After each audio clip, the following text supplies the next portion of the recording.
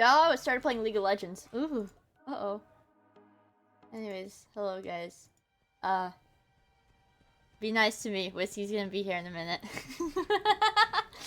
Be nice to me. I'm gonna set up her little picture. Streamer needs Be nice to me. Be nice to me. Whiskey's gonna be here in a minute. I gotta set up her little picture.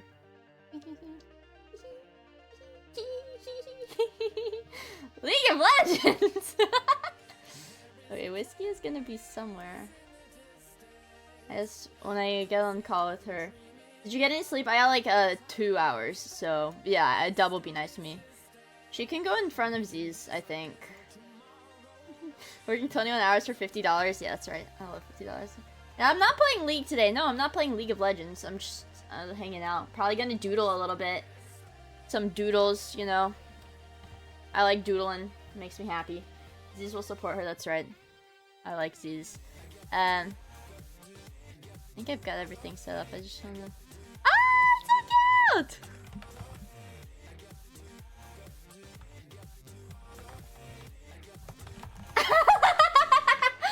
She's so cute! What the fuck? Congrats on this with I actually didn't get the $50, so we're gonna have to work with that.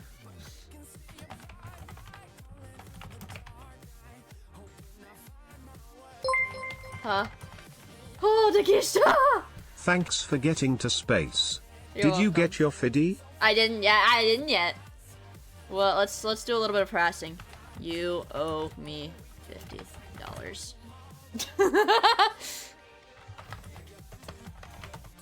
Alright, order yourself some pizza with toppings this time. Would you guys be mad?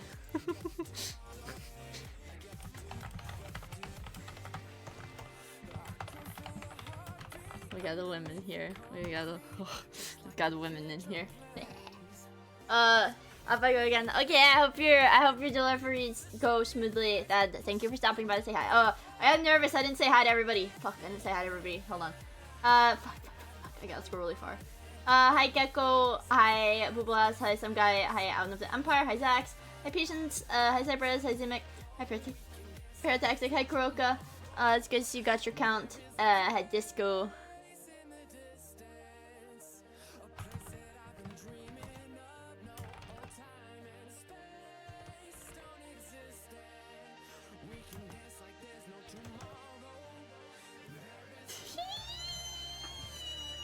More minutes. Hi Vengus. Hi Link. Hi Vengus. I'm all over the place right now. Hi Soggy Potato. Hi Merrick. Hi Merrick. It's been a fucking minute. What the fuck? Hello everybody. Ooh. Ah! So cute.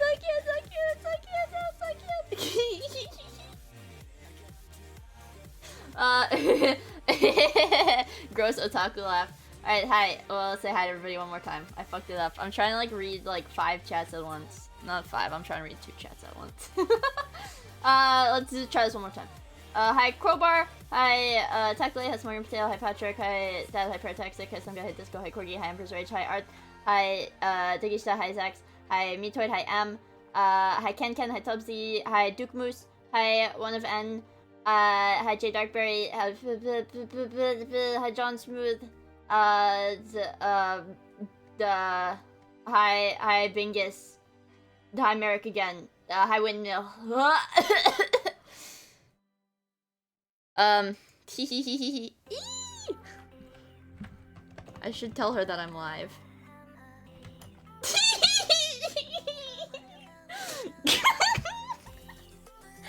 Fuck, dude, get it together! Get it together, woman! Get it together!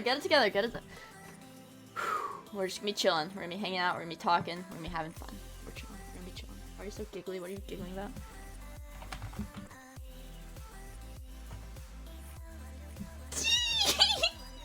Get it together! Get it together, bitch! Oh my god, get it together. I'm not gay. I don't talk to people very much, so this is very exciting. Okay, hold on.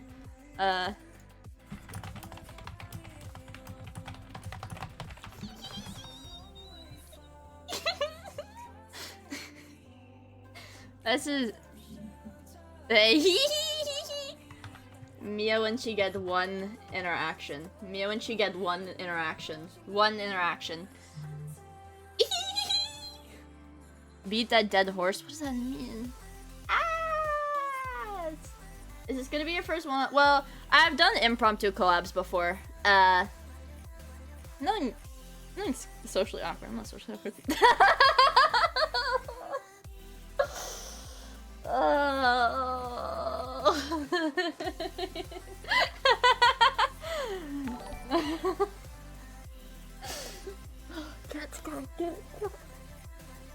We're okay. The Duke is drunk. Awesome. And thank you for the follow, Duke. I really appreciate it. Okay, let me get your little guy set up. Let me find a better way to get this overlay working. I've never actually. Okay, whiskey is right here. She's very little. Make her box a little bit bigger, I think. Maybe a little over here. I don't know. I'll put like a window, I guess, if I end up doodling and stuff up there. I think that'll work. Okay.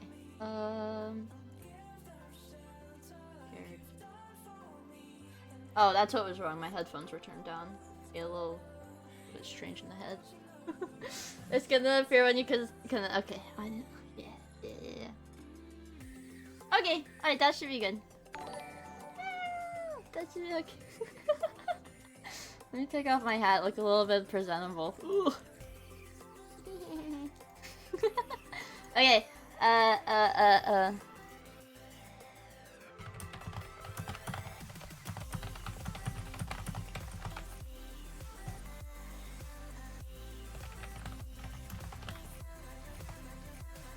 Yay! Let me get. Okay, we gotta fix the noise gate. Okay, hopefully this works. There we go! There we go! Hi! Okay, I'm trying to make Very, very funny hearing someone preparing like this. I always, because everybody's like, oh, you know, you just do it like, you like do it on a scene that's not active. I use one scene for everything. I just kind of keep layering stuff on it. So I have, like, on this, I still have, like, everything from, like, I have Cleo and Lumi's, like, reactive thing on there, too. I just had to, like, layer a bunch of stuff. Yeah. Wait a second, I'm the exact opposite. I got a scene for everything. Really? Well, technically I have three. I have one that's my loading screen that just has the microphone force muted because I forget to mute my microphone. And then I just have like a whoa, that's like that looks professional. Oh, wait a second, it goes on and on and on in both directions. What the? Oh my gosh, hold on. I got essentially I make every loading screen separately. Oh, but then the transition has got to be really smooth though. Oops. Oh, it is. I mean, unless I use the ones which have like ultra big images. Oh, because... Yeah. OBS. I need to downsize them, but I've been lazy to do that. So yeah. I think OBS, it like freaked me out the first time I tried to like show like art on the overlay, like on the OBS thing, because I had like everything I do is like super high res. So then it was like it got like weirdly pixelated when I tried to like downsize it instead of like doing it normally. So I just I never like figured it out. So someone in your chat said that you are going Sojek mode. They don't. Wait, no! I can show them through Sojek mode. Wait a second. Oh man. I just need to find where I saved my Your soy jack edit. Wait! You will see. You will love this. I got it as a sticker in my. I can send you the sticker. Oh my gosh! Please send me the sticker. Oh, I love that. It's the pointing one. Yeah, it's the subject. Wait, do you have a PNG of it? Yeah, I'm searching for it now. It's somewhere in my multitude of folders. Oh my gosh, I'm gonna have your little your little soy jack pointing at you. And I didn't say earlier. Oh, I didn't say earlier. I love the art style of your reference. It's so like, it just looks. I don't know how to explain it. It looks like squishy. It's so cute. Like, it's so cute. It's like chibi 0.5. Yeah. I really like the chibi and the like the little like on like I'm looking at the picture right now. It's like the main like your main outfit, the little like smug face and the blushing face that it has. It's like so cute.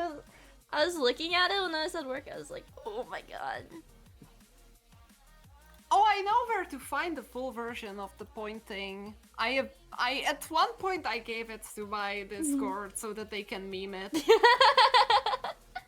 Nice. I feel like I really like the ones where it's like I have a couple I think saved on my computer of like the regular soy jacks where it's set to like the computer screen width, so you can just like paste it onto anything and it'll just like fill it up. Oh yeah, I know those. But dude, oh my gosh, I had no idea that your model was actually clothes that you own. I tried to do that, I feel like, but then I was like, none of the clothes that I have are like cool enough. But yours looks, your blue jacket, it looks like it's like 1-to-1. It freaked me out. Yeah. Essentially I took the pictures of the real thing and sent it to the artist to give him a good reference for when he was designing the cheat. That model is not animated yet. I still need to get it rigged and everything, but right. The design sheet is the first step, right? Yeah, exactly. I feel like I've been neglecting stuff like that because whenever I try to like do stuff for my model, I draw the model and then I get burnt out. I'm like, I spent so much time drawing this. I don't really want to draw extra stuff like for a reference. And then I never get like a proper reference. So it kind of like bites me later. But I really like I love the way yours is set up. It's like so it's super detailed, but everything is laid out like very clean. It's very nice. It's nice to look at. Hey, I'm glad that you like it. It's so cute. Like I saw it, like I've seen your like main outfit reference but I had no idea you had the alt outfit. I was like, fuck, I need to draw this. Like I'll probably at some point just start pulling up like maybe Microsoft Paint because I'm just trying to find like my own pointing meme because oh god, I can't find it. This is the one time I need the PNG. Right. I think I'm going crazy. I can find things which I didn't have to find, but this one just escapes me. I must have accidentally saved it somewhere and be like, hey, right. I know where it is. I don't need to move it. I have everything super organized, so when something slips out, it's like exactly. It's like I'm trying. It feels like I tried to put it on my Microsoft Paint, like up in the middle. It feels like a TV, like a TV monitor. So I can have the reference pulled up. And I can do little doodles too. So how late is it there? Is it 1:30 a.m. Oh my gosh. I know. Also, wait a second. I can find my apology PNG, but I can't find the pointing. What is that? Oh, An apology? My Microsoft browser just crashed. Oh! Like the File Explorer? Yeah. How much do you... Oh my gosh, are your hard drives full? No, I just got like 20 browser... Not tabs! Windows. Oh, Windows like 20 tabs each. 20 tabs each?! Oh my god. Probably, I keep opening new tabs until they start disappearing and showing that little plus sign. Oh my god, I get paranoid. I get paranoid when I do that because one time I have 254 tabs open. What? How? do you know what's do you even know what's open on your computer? Yes! Yes, I actually do! The first big browser tab has anime on it. The second big browser tab has Pixiv. Okay, well, that's why it's crashing. The third... No, it's until I maximize it, it's okay. They keep opening whenever I open, like, you know, my PC, so... Until I click them, they don't throw data. What? Oh, I get that. Like, it's gone to sleep. I get... one time, because... up until, like, super recently, I didn't have, like, my own computer, so my family, like, all shared one computer. It was, like one of the office things. Miia, can you ask Whiskey if she knows when Nemo1 is dropping some more of his combat shirt hoodies? Well, with your family, on your family computer.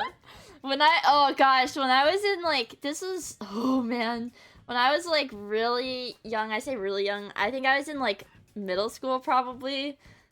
Sometimes I would have to, like, help out my mom at her job, like, sometime over the summer. And they had these old computers, and I would open up, I would use paint on them to draw cats, and it was, like, circle tool, like, square tool.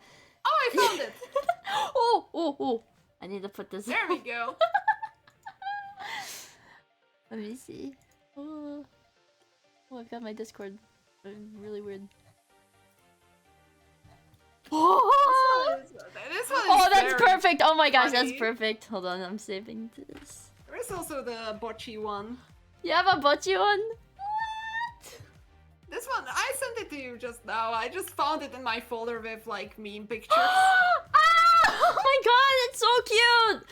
Oh man, like, your design is just... it's just so cute. Like, I freak out when I'm looking at it. Okay, let me... I think one of the bad things I do is I repurpose pictures in my OBS. Like, if I have an image, I'll just kind of... it'll be named something, and I'll just browse for a new file. Because I don't want to make more sources. Okay, chat wants to see this one too, so I'm going to show them this one. Oh boy. There's gonna be just... Duke Moose is right. There was a mobile infantry one too, but the mobile infantry one, this is something people don't know. It was literally just me, kit bashing my own modal texture files. Really? Oh, yeah. Man. I essentially took my own modal, I reshaded and recolored the plate carrier to be black, and then I found, like, online picture of the patches of mobile infantry and the PNG of the real-life gun, which looks like the mobile infantry gun. Oh my gosh, resized that's like and making... pinned it to my modal. That's like making, like, a whole new outfit, like, just like that. I've seen a lot of people do stuff like that, but I'm kind of hopeless when it comes to, like, recoloring stuff, because I try to do it in, like, the VTube Studio, and then it always ends up looking weird, because the way the VTube Studio recoloring thing is like, I don't know. It's actually easier if you use something like Krita or even Paint.net. Oh, like, to actually, like, on the texture, like, the texture file? Yeah. That's what I do. That's probably gonna work way better. If you want to, I can show you how I did it with my own model at some point. Oh, yeah, definitely. Because I feel like, maybe it's a little bit self-indulgent, but one of the reasons I made my model's hair white is so that I can go in, if I ever feel like I'm like, oh, I kind of want a different color for today. I can just, like, go in and, like, change it super easy. Do you want to know why my, why I stuck with, a very natural hair color, let's say, before I say something I will regret at some point. Originally, my model hair was supposed to be white. I feel like... But my artist misunderstood something I said and made it blonde, and it stuck. Oh, I really like the blonde. Oh, I couldn't imagine it with white hair, actually. The blonde really fits. I feel like... It's kind of funny you can't imagine it, because at some point I literally just desaturated my hair, and because it's very light, it worked. I don't know, I really like how yours has, your model's like, I don't know, I feel like a lot of VTuber stuff is always like supernatural, like crazy stuff. It's like really refreshing. It's refreshing. But I mean, I guess you do have like your horns toggle technically. Technically, there are also a lot of toggles, like, not having a supernatural trait means you get all of them. You literally get all of them, yeah, exactly. Yeah. And it's just whenever you feel like you want a new one, you make a new one. That's what I really like about being able to just like draw your own like assets. If you like really feel like you want to do something, you don't have to wait for like something to get made for you to be able to do it. You can just like do it yourself. Yeah! Like, with a lot of kit bashes, it's like that. Like, you find a PNG, you kind of adjust it to look the same as your model, and then you pin it. Right, exactly. Like, the first time I did that thing, I essentially decided, hey, what if I literally just make like a paper doll style second outfit and pin it over my yeah, exactly. Oh man, I know they have a lot of stuff like for that now. Like, they like rig the little outfits so that you can just stick it like right onto your model. Yeah, that was before that actually even. Really? The thing is, it was literally just PNGs I needed to pin to every moving part of my model, so it was like putting on real armor. Right. Oh man, was it like your first like, was it your first idea to do like the military style sort of like character? Not like character, you know, but like model design? Oh yeah, it was actually supposed to be more military than my first model. Oh, really? Because my first idea was the uniform, and then my artist just decided, hey, the PMC aesthetic is better, and went with that. I feel like, I don't know, I personally, like, when I'm playing games and stuff, I really like seeing, like, the, like, intricate military uniforms. I think there's, like, it's kind of like a fantasy charm, I feel like, to it. Yeah, I mean, I definitely like the fact that I started working on my Star Sector mod and developing that universe a bit more. Oh, that's so sick. It gave me the ability to kind of like, you know, make my own uniform, which is going to have some meaning to it without really just going into the territory of stolen valor, because I wouldn't feel comfortable just like, you know, taking a real life army uniform. And that's kind of dangerously treading the territory of either stolen valor or, you know, doxing myself. So. Neither of those two is good. Not a good idea, yeah. One of the things that, like, I had no idea about, because I, like, when I designed, like, my model, that, like, the kit bashing stuff is, like, exactly what I did. I would take pictures of stuff that I thought I was like, yeah, this looks really cool, and I would just, like, stick it onto, like, other pictures.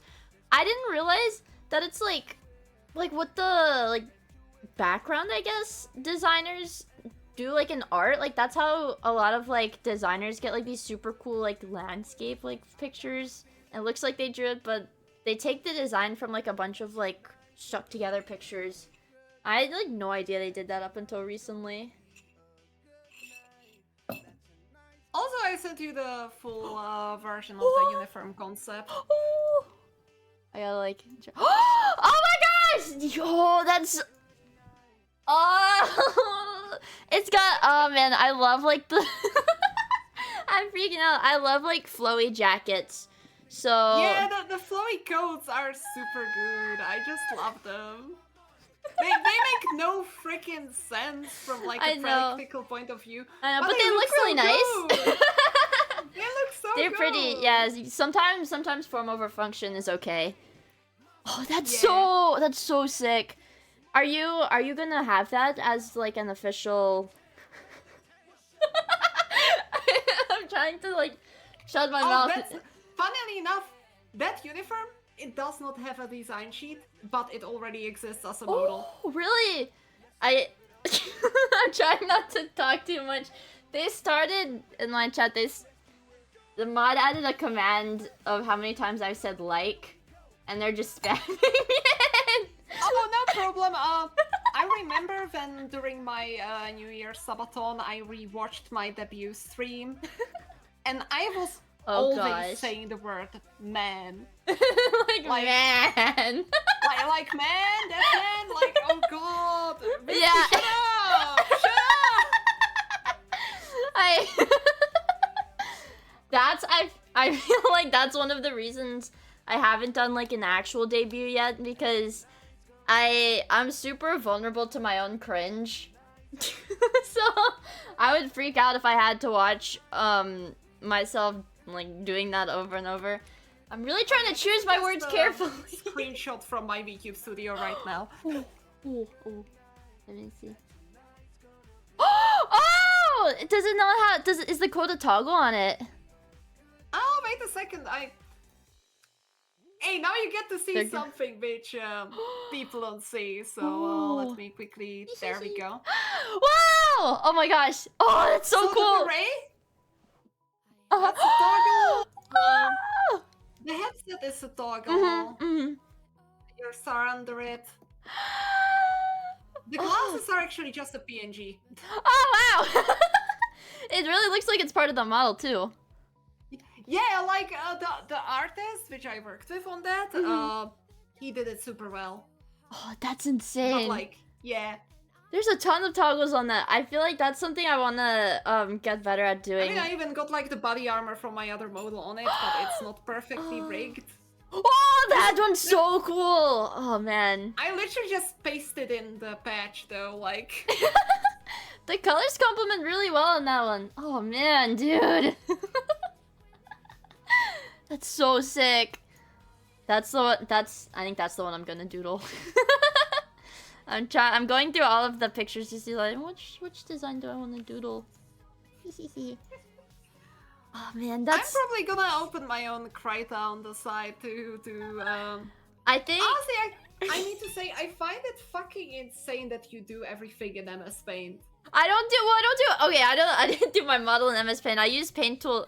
Well, it's like maybe it's kind Paint Tool Sai. Yeah, maybe it's kind of bad. I used a copy of Paint Tool Sai that I found. Well, this isn't even. I didn't even download the copy. I have on my computer. It's been like. Ah, yes, the perfectly legal painting program. The perfectly legal painting program I found on DeviantArt in like literally 10 years ago.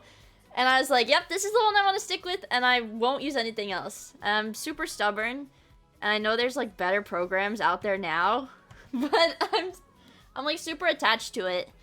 I'm afraid that I won't be able to draw. I started with pen and pencil long time ago. Which was pretty much combination of drawing like maps, cartography, and. Oh, really? You did that? Yeah.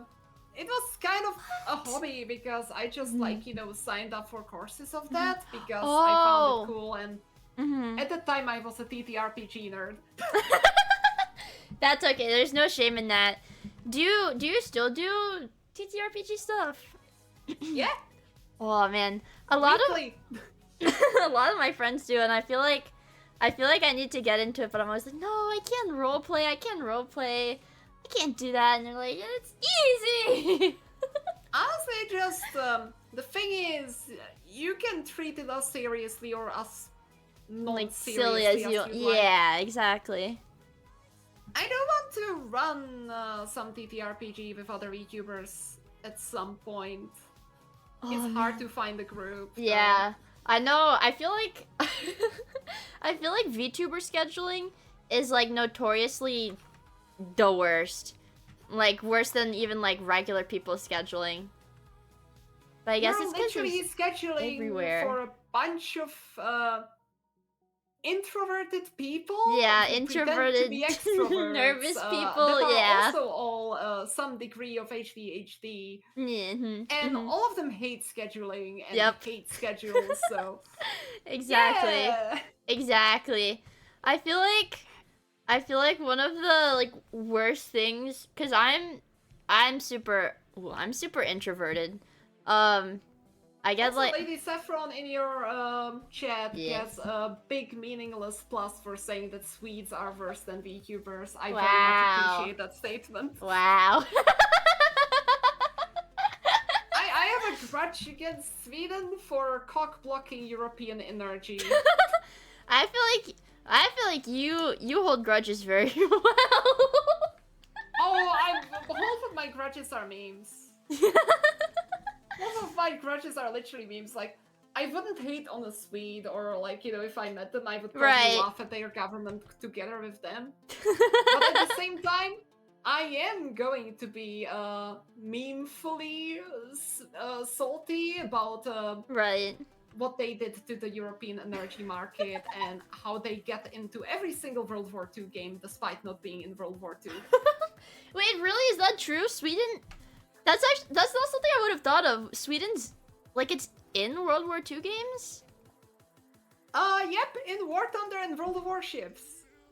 And they are stupidly, ridiculously overpowered and stupid. That's insane. Wait, but would they even have like a solid military or navy if they weren't like really? Oh, they imported it from the Nazis and random European nations. Yes. What?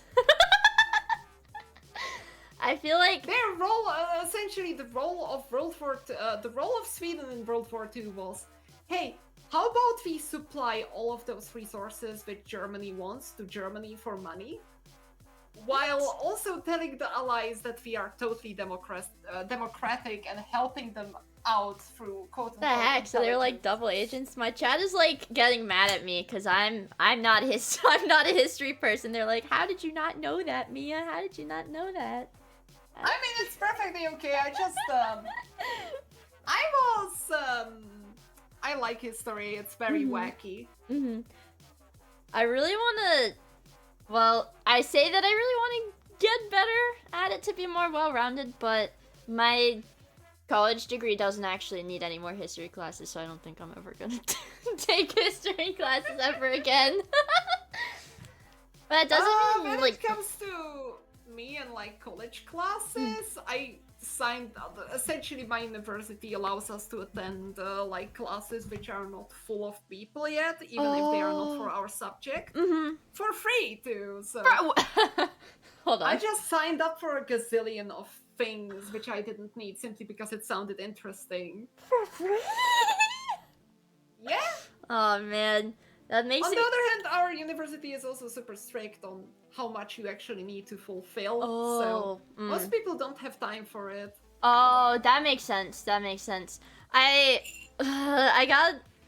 don't know. Maybe it's something about American schools. But I was super frustrated because there's classes that I really want to take, but technically don't count towards like for my degree. And even though they're really fun, I'd have to like weigh the options. Because it would really be like just spending a bunch of money for fun. Which... Yeah, here it really is just kind of like the standards for what you have to do for certain... like it's mostly, for example, like students of certain studies which are not very time intensive and very easy to pass, that usually take the classes from other subjects and are everywhere. While, for example, if you sign up for psychology or criminology or something similar, or med school, you're probably vomiting into the bush in front of the school from stress just to avoid passing on a class. Oh wow! I read once that like European schools, it's more like.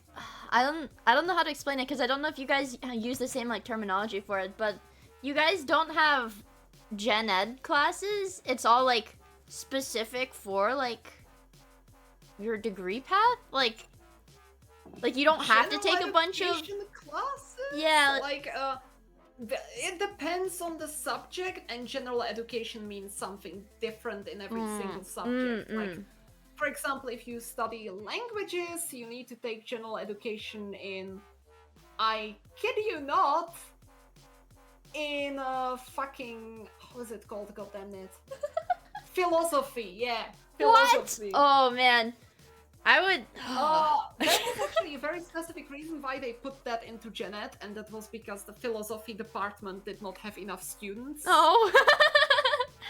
I almost had to take a class like that, but it's like the way like my school works is I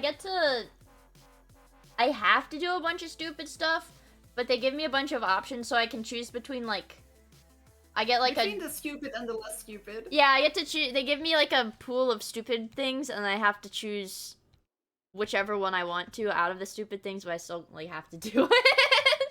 Oh yeah, we got a system which classifies essentially. You can sign up for any class at the university and pick how you get your credits. The problem with smaller departments is there is usually essentially you got A credits, the classes you need to pass, B credits, the classes which you need to have enough points in, but at the same time you can pick from them in theory, and C credits, that essentially your bonus brownie points, which mean nothing. You like need to have a certain amount of them, but most of them are presumed you will get them through the regular things that you need, but they don't give you anything. Oh, I see. So like, oh, Cleo's here. Hey, Cleo!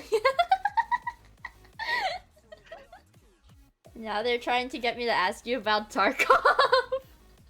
Oh God. Is it that bad? Depends. Like,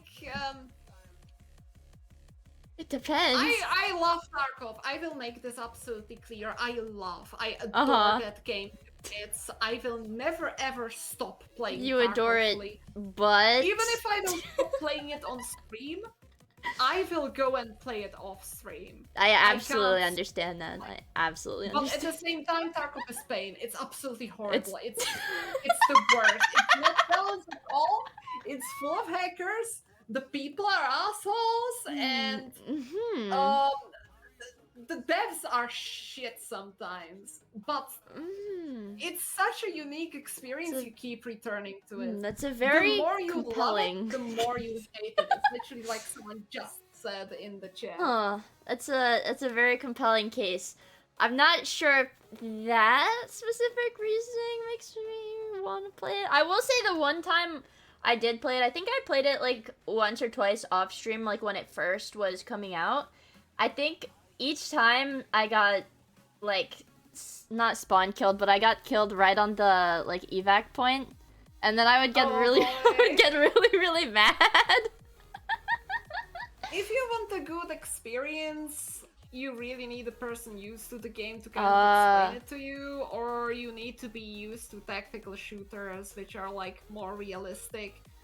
I will make it clear, Tarkov is not realistic. Most of the realistic shooters are also not realistic, but the caution and the kind of like, you know, avoiding firefights is essentially what helps you survive. What the heck? And Cleo said it's ping cap, so you can't play together if you live far away either. That is true. Like, I can't play with Australians. Aww. But it's like, so when I tried it, I think I did the scav where it was just like it's like not your like saved character or whatever. Yeah, scav. Is it this might sound I mean no offense by this, but what's the purpose of the game then? If you just go and get stuff and like die, is it to like kid out your main character? Yes and no. It also gives you scav karma, but that's like a secondary thing. But yeah, it's essentially to kit out your main character. It's to get some free gear. Oh, okay. I see like because I see essentially when you play scav, you are supposed to be a little goblin, not shoot at people, and grab little trash from the ground. And run to get some pocket change. Okay, so then I might have been doing it wrong. The answer to Tarkov is, if you didn't watch video guides, you are probably doing it wrong. So it's one of those games. It's like I know like a lot of people were playing it, but it seems at the same time like one of those games that like not necessarily difficult to get into, but like difficult to play like proficiently. Also, one thing I need to say while watching you draw. I am utterly like you see, I'm the exact opposite from you when it comes to layers. Mm-hmm. I have a gazillion layers. Oh yeah, oh yeah. I feel like something with the MS Paint lets me do, it's like a kind of sorry, my parents are a little bit loud. Hey, no problem. It like it's like a de-stressor, I guess, from like regular art. Cause here, maybe I can actually show you. Hold on. Little secret, cause you showed me your VTube Studio. I don't have it in VTube Studio, but I think if I can boot up oh no. Frozen? There we go. I have I always get worried. It's like a very common thing that happens. I'm always like, oh, it stopped working. My computer's gonna crash any second now. What I'm working on with my model right now, it's a gazillion layers. Since I use a legally acquired version of Paint Tool Sai, it's got like some weird hardware cap in it. Like it will only let me have 256 active layers at a time. So I've Wait a second. It only lets you have 256 layers at a time. How is that a problem? Well, I have to like split everything up into multiple canvases for what I'm doing. Like, okay. Here, maybe. Oh, sweet lord. It doesn't let me show all of them because they're in the program. I don't know, my like Windows. It's my light shot is like super duper loud. But it's got like a bajillion layers just for like. Oh, oh, that's your model. Oh god. Yeah, it's like the model because it hasn't been. But that's like. Okay, well, hopefully that's the end of the computer noises. That's like a portion of the hair. Like only a portion of it. I see and the names of the layers. Yeah, but like the full thing, and that's not. It's like a third of it. It's not even the full thing. It's like you can only see like barely any of it, but it's still like. Oh god! Just get Cry to the free version and put it into groups, please. Because I'm so used to using this messed up copy of the program. It counts folders as like layers, like towards your layer cap. So I'm like, oh no, I shouldn't use a folder here. I should just try to memorize where it is, and it always gets super disorganized. So this is like a breath of fresh air for me to be able to just only have one thing to follow. I always get like overwhelmed. Yeah, I can imagine. Like right now, when I was working on my mod for the stars, for Star Sector, not Starfield, Star Sector. Sorry, Todd. Sorry, I'm not modding that game. I'm not that big-brained. I can't draw 3D. So like, we were reorganizing like weapons which we drew. I'm not the one drawing the weapons, thanks god. I don't have to draw everything, thanks god. Others can draw too, probably better than me too. Anyways, we were reorganizing it, and I was kind of like, looked at it, and I were like, oh no, it's disorganized. We have to do this from scratch again. Oh no! I feel like something over time that's happened. I think especially just from using like literally the exact same version of the exact same program, no updates, nothing. I'm like, it's like, oh, I know my car, I know my drawing program. Like, yeah. Oh, it took my friends like months to convince me to switch from PaintNet only to Krita. And like when I told them that I drew only with mouse, like ever since I got back into drawing, like what? You've been drawing? Oh, wait. Sorry, I'm gonna do it too. So I've been from like, I went from pencil and paper and pen to not drawing at all for like 5 years because I injured my hands and there were other problems and I was busy ever since I recovered, so I never got back to it, because when I got back to it I went like, oh god, I can't draw anymore. Yeah, exactly. I should never ever touch the pencil again. I know that feeling. Oh my gosh, yeah. And only recently I went like, hey, I want to make a mod for Star Sector, but I there is no one who I can really commission to draw this stuff, which is in my head. Right. I will have to do it myself. How hard can it be? Yeah, how hard can it be? It's only gonna take 100 hours and... Yeah, so essentially, I decided to draw a ship. Oh, wow. I'm not happy with it. I erased it. I started over. I erased it. I started over. I erased it. Yep. Cycle repeats until I created... Wait a second. People gave me a load of advice. So I had help, but this was my first sprite after returning to drawing. Wait! Whoa!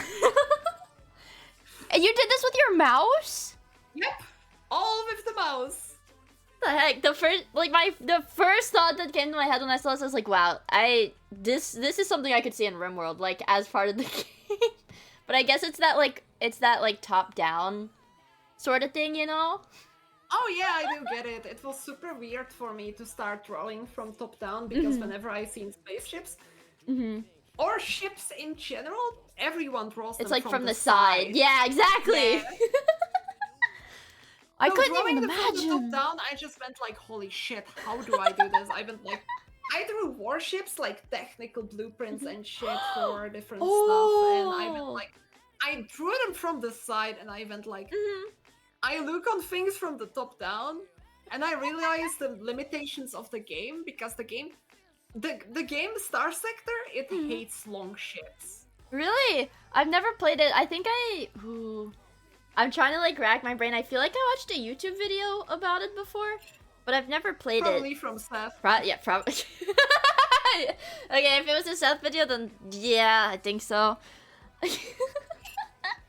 What would modding the game like do for it? Because I also don't really remember how the game plays. I mean, so essentially the base game is pretty simple. It's still complex and it's still being developed, so new things are being added all along. The artist, god, brain rot. The author of the game recently released a big update which added a lot of things, so that was pretty awesome. Oh, nice. But like, the problem is the AI is still the kind of same because of limitations of Java. Oh. So it's got like, it's AI, it's single player then? It is single player, sadly. I know there are some multiplayer bootleg mods, kind of like the one we discussed with Skyrim and such. But yeah, it's pretty much single player, so yeah. Well, I feel like if it's one of those games that you can like time sync, and like, I don't know, I feel like a good game, like a good single player game like that is one where you boot up the game and you start playing, and it's like 8 hours have passed, you don't even realize you've been playing for that long. It feels like you haven't done anything. I feel like Factorio is my standard for games that are good. Wait a second, I need to quickly send you like, my recent Starfield streams. This is like, when I look onto Twitch tracker on my oh my god! Holy crap! I mean when a game gets you like that, it feels really nice, but then after the stream you're like, wait, where did all my time go? Like last night, I was really committed to beating one of my worlds in Factorio, and I was like, it should be fine. I was like, it'll probably take like 3 hours, maybe I can do like a short 3-hour stream. I see you posting on Twitter. And it was 11 hours. You were dabbing that it wasn't 24. Yeah, I was mad because originally I was like, I could probably beat this save file in like less than 20 hours. And then I realized I was like 6 hours into the stream. I was like, well, wait, hold on. And like beat it in 12. That's success. Yeah, I kept and apparently somebody had been in chat had been telling me is like the world record speedrun, because the world record speedrun for Factorio is like an hour and a half. They're like, the world record holder beat the section of the game you're at in 11 minutes. So it should only take you 11 minutes to finish this. And that went on for like maybe 8 or 9 hours. But I didn't even realize I'd been playing for so long, because it's like the kind of game that you get like tunnel vision playing it. Oh yeah, I mean, this is kind of like, honestly, this is something which I've seen in like, Bethesda games. I've seen it in Star Sector. I've seen it in other games too. It's like you set yourself a realistic objective right in front of you. You work towards it as a means to an end. And you just absorb yourself in the task. Exactly, You focus yourself on it singularly. You talk about unrelated shit while doing it. So but like your brain is all the way there. It's like only focused on that one thing. Yep. And then you look on the clock and you're like, oh fuck, it's 2 a.m. Exactly. I feel like what was I gonna say? Bethesda games specifically, I know it's the role, like the RPG, I think, type game. I've always been pretty bad at those, actually. Even though like I get super into the story. I'm like, wow, this story is so awesome. I'm so invested in it. But then in an open world RPG like that, I get confused. I get turned around. And I'm like, wait, I have to do this side quest. Wait, I have to do this side quest. Wait, I have to do this side quest. Well, every time something comes up. You really don't have to, but at the same time, it's like... yeah. Those games are... You are not bad at them. You're just enjoying them your own way. Sorry. Exactly. I feel like, I don't know, I'm more of a... Well, I'm a super completionist. I like achievement hunting. So it always it's like another facet of like number go up good. Cause like my friends always make fun of me. They're like, you're playing another spreadsheet game. You keep playing these spreadsheet games. Talking about spreadsheet games, wait a second. This is my playtime on my VTuber Steam. On Hearts of Fire and 4. Oh no. This is my 2000! You didn't have to say it. I'm sorry. I'm sorry, Whiskey. Oh my goodness. See. Oh wow. It was 2000, Cleo. She said 2000. I'm sorry. It's 2250. I feel like I really want to start getting up there in some of my games, because I feel like I play Factorio enough, like at a high enough frequency for it. It's gonna get there really soon, but I just haven't, like, I don't play games on my VTuber account when I'm not really streaming, so I only have like 400 hours in Factorio, but I feel like it's still not bad, but pretty. It's pretty. I don't know. Forget it. For starting playing, I started playing the game actually less than a year ago. It was like maybe. Oh hey, I'm actually at 600 hours in RimWorld now that you mentioned it. Oh really? Oh man, RimWorld was something I'd been looking at playing for a really long time, because everybody always speaks so highly of it, and they're like, oh, you would love RimWorld. You can get a mod to castrate your pawns, and you can have slaves and have organ trade. And I was like, wow, that looks awesome! And then organ trade is not modded. That's just vanilla. I mean, okay, look, you are not really playing RimWorld if you don't take all of the captured pirates inside of like a prison to level your medical skill by removing their legs and installing peg leg. I don't think I've gotten far enough in my run to install peg legs in anybody, but every time... No, it's actually pretty easy. You just need to make, like, the basic station, and it's perfectly fine if they die in the process of getting them installed, because they are pirates anyway. Yeah, exactly! Right? Oh man, you're giving me No, good like, ideas. literally, they consented to this treatment by attacking you. Exactly, yeah. They should just be grateful that you're trying to help them in the first place. Yeah, and you see, then them like this and removing their legs, you can let them go. Imagine the mass murderer pirate just kind of bobbling away. On like crudely made peg legs. Yeah, exactly. Well, I tried to get. Well, they weren't hostile. Maybe that was the issue. I tried to imprison 2 people to mind break them into joining my colony. But eventually, I forgot to feed them, and they both starved to death, so I have their corpses in my fridge. Because I haven't figured out what to do with them, because people were telling me, oh, you can just feed them to the dogs, and it won't, like, affect their moods or anything, because the dogs will just eat human meat. But apparently, I didn't realize for, like, maybe a month of in-game time, my pawns had just been going Menhera because every time they went to get a meal, they would walk past 2 dead bodies. Oh god. I remember that, like, a friend of mine was telling me that I'm a fucking psycho because, like, at one point I got attacked by, like, a faction besides me. I killed their people, I skinned them, and I made backpacks from their skin and then sold them to their own faction.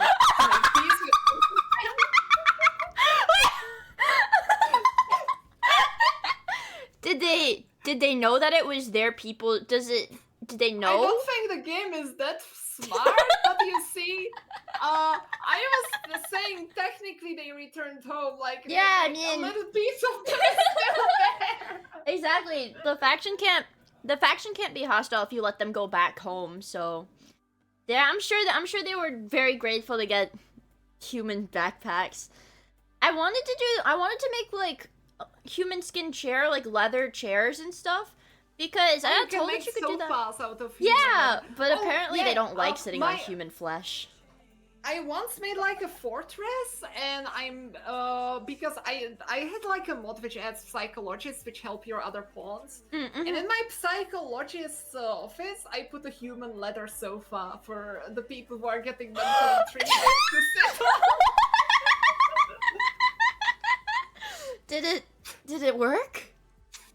Yeah, they still got the standard debuff, but it was super funny, so it was okay.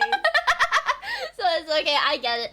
I've been thinking about, cause I mean, I've played it a few times. Well, where is my RimWorld?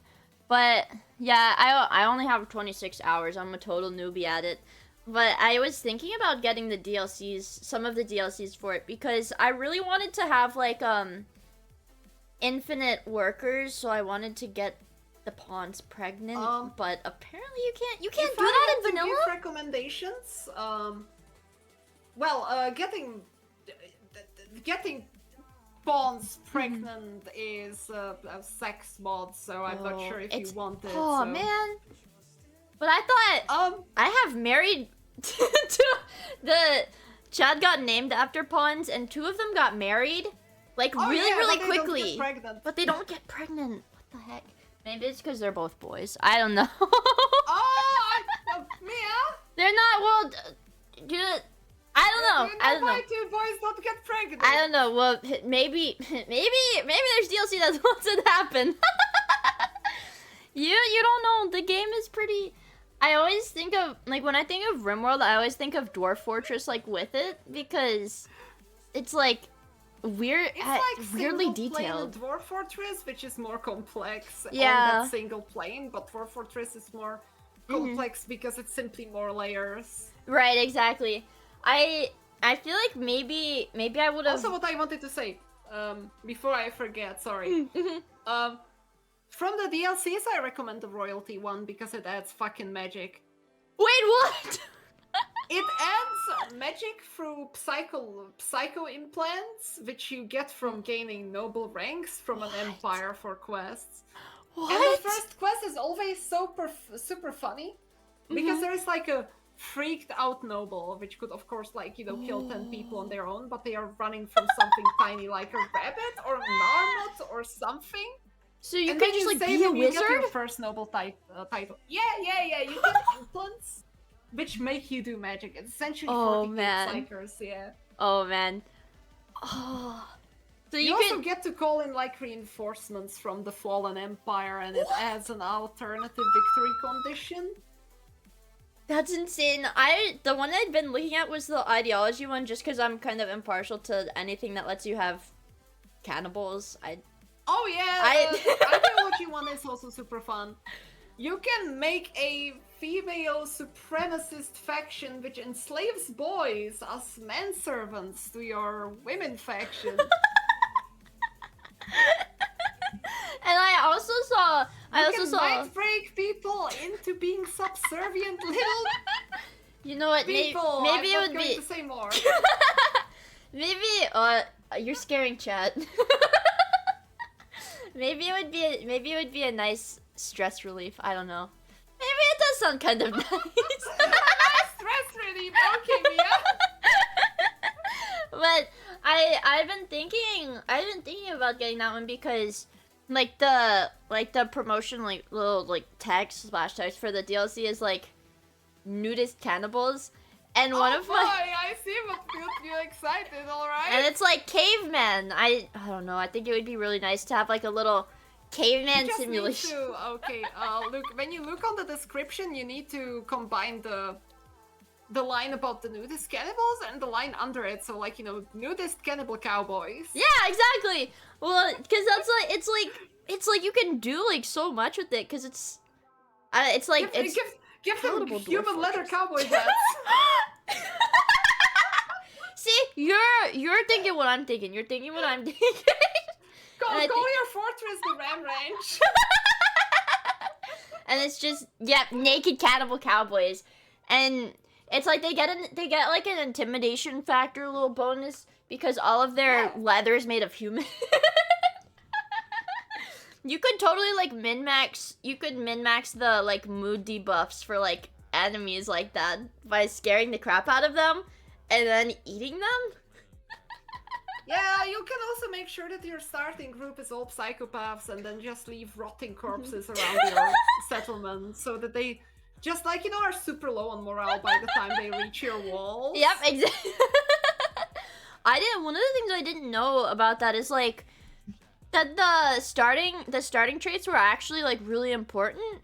Because the first like colony that I tried to start ended up being very, very bad because I just left it with the default characters and like their default traits, and it was 2 people that couldn't haul or do any heavy labor because it was like an actor and like oh yeah, like a sign. Or Yeah, it's like like it's an actor and like maybe a singer or something. But then they all just sat and did nothing. Like they played horseshoes and starved. Oh god. Yeah, but the one that I'm doing right now has like, well, I think I actually was able to mind break somebody the last time I played, so I was really excited. It was like a too smart. That is a very quotable sentence. I mind break somebody. Well, it took. Hey, I'm not gonna discount my efforts because it took a really long time. I think because I did it wrong because I set up my jail, like I leaned into the role playing. I set up my jail like a CIA torture chamber. It was concrete walls, concrete floor, no bed, and they just got fed potatoes. So it took a really, really long time for them to decide to join, but I think I'm getting the hang of this mind breaking stuff. I think I might be able to get more pawns like that. Honestly, you kind of need to make it a bit more comfortable, but at the same time, you need to cherry pick the pawns which you capture, which ones go to the operating chambers, and which ones go to the mind breaking chambers.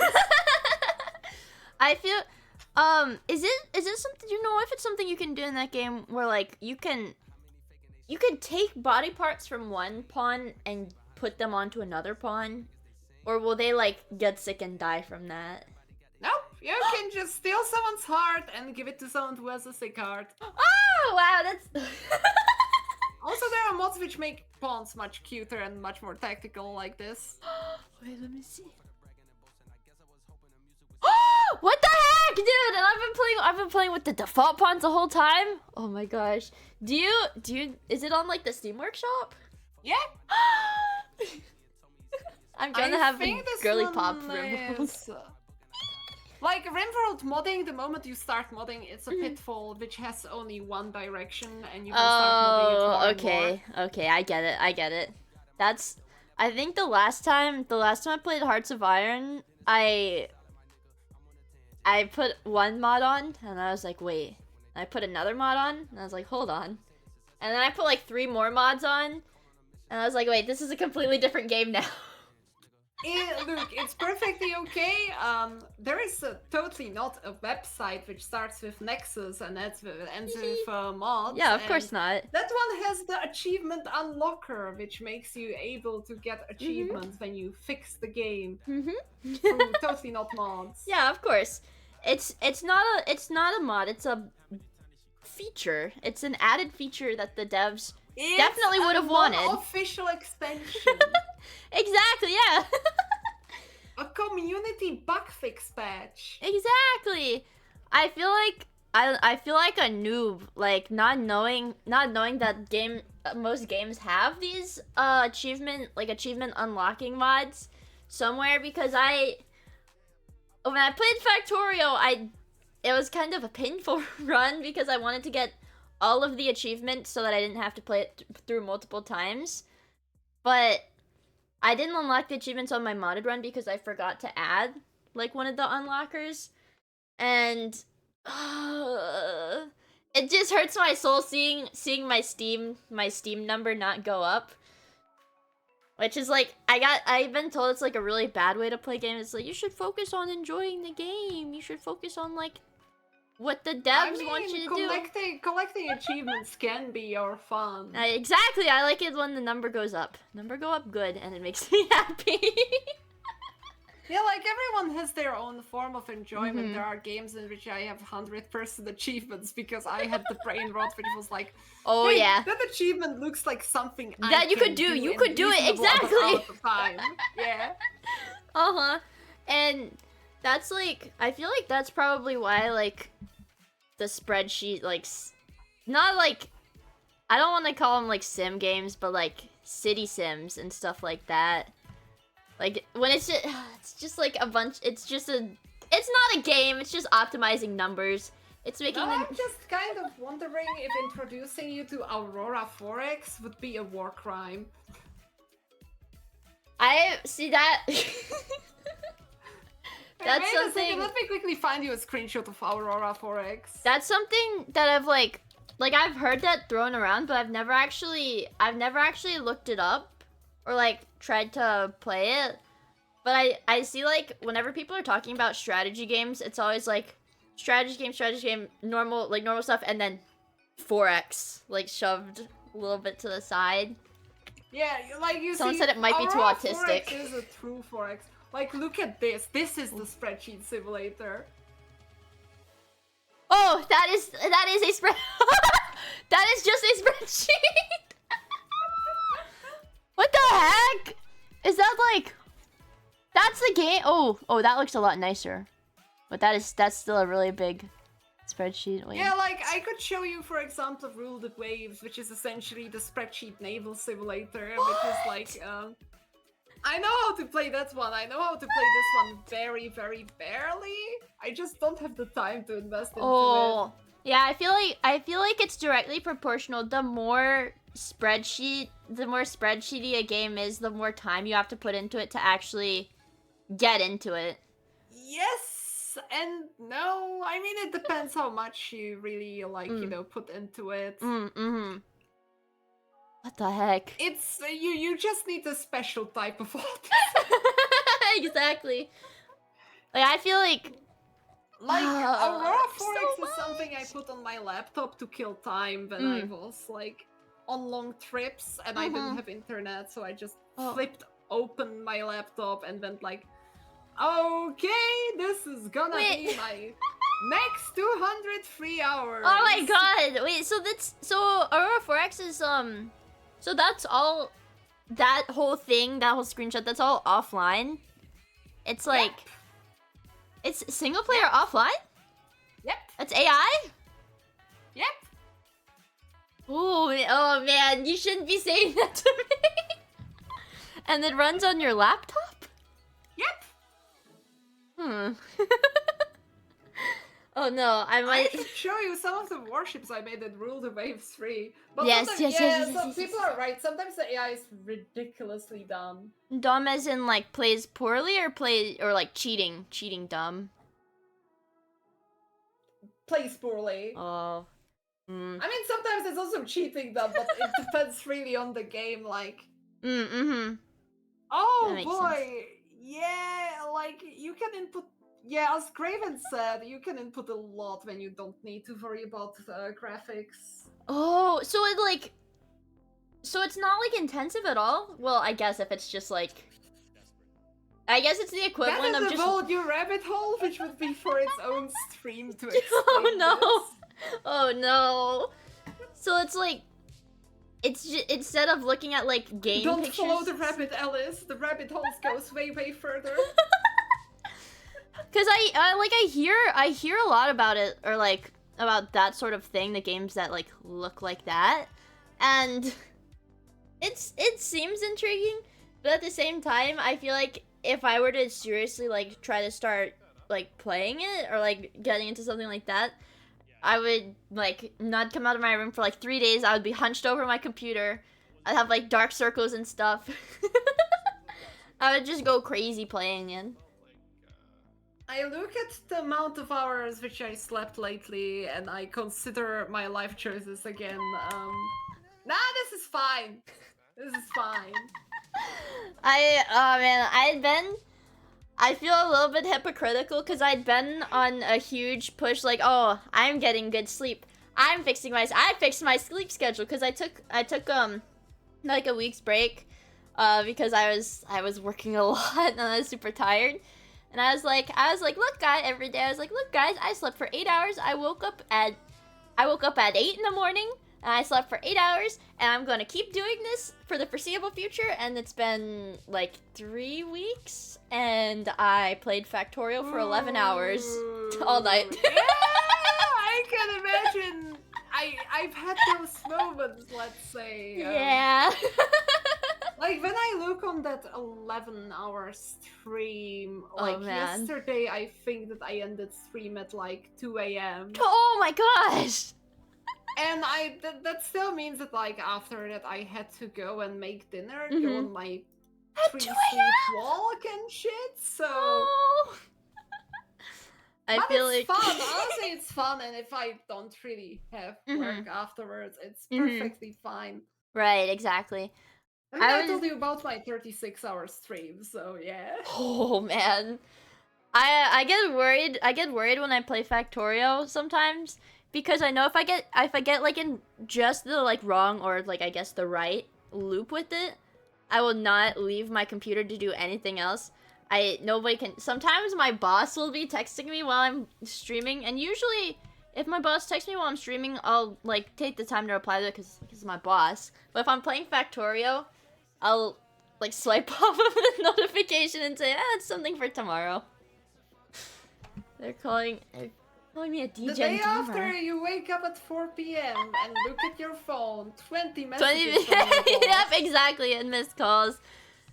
It's still worth it. The two names which can terrify you when you see missed messages, your boss and your mother. I feel kind of bad because like I don't know how to explain it. It's like my mom is like used. My mom is like used to my gaming. my nighttime schedule. Gamer moment. My game. Yeah, it's a game. Gamer moment. So it's like it's pretty normal for me to go to bed like super late. I tell myself, I'm like, well, if I try to be on a strict schedule when I stream. I'm like, well, if I stream at 7 p.m., I can still get like 4 hours of gaming in and be done before midnight, and then I can go to bed at midnight. And then somehow it always ends up, it'll be 2 a.m. I look at the clock, I'm playing something, I'm like, oh, what? How did that happen? Yeah, then at the time it takes you to fall asleep. Exactly. And then it's like, well, maybe it's not worth trying to have a good sleep schedule. I should just let my body do what it does. Because somehow it always wakes up in the morning. when I have work, it's like it's like a innate fear, like an animal. I'm like, my boss is gonna kill me if I don't come to work on time. So it always like wakes itself up. My survival instinct. That is still really, really fucking funny in its own way. Oh man, like last night especially, because I didn't get to sleep until like 5 a.m. just because I didn't realize I'd been playing for so long. And when I was trying really hard to sleep. I would close my eyes. I would turn to the corner of my room and close my eyes. And I would see like Factorio, like UI when I close my eyes, and I'd be like, I can't sleep like this. And then if I did get to sleep, like when I got to sleep for like an hour, I had like a really quick dream about my boss being like, Mia, you were late for work today. Why were you late for work today? And then I woke up and I was like, I don't want to go to work. Yeah, like what I did whenever I oversleep because I gamed or streamed too much the day before, I go outside. And during my morning exercise, I just kind of buy a brunch at the pizza window, like one of the fresh pizza slices, which you can just buy separately. Oh, and you could just walk there too. Yeah, like during exercise, kind of, so that I manage to do everything during that day. It means that I have jack shit for free time that day, but I get food, I get exercise, after that I shower, and I do the rest of the day things. I get a little bit jealous whenever I hear. I guess really it's Europeans when they talk about being able to walk places or just just go places. I think because I was really serious a while back about not wanting to drive places because gas is so expensive, and I was like, I'm gonna bike. And so whenever, half the time when I would... Very good. That is the pipeline to becoming Dutch. You need to use your bike more often. I remember... Accept the bike, embrace it!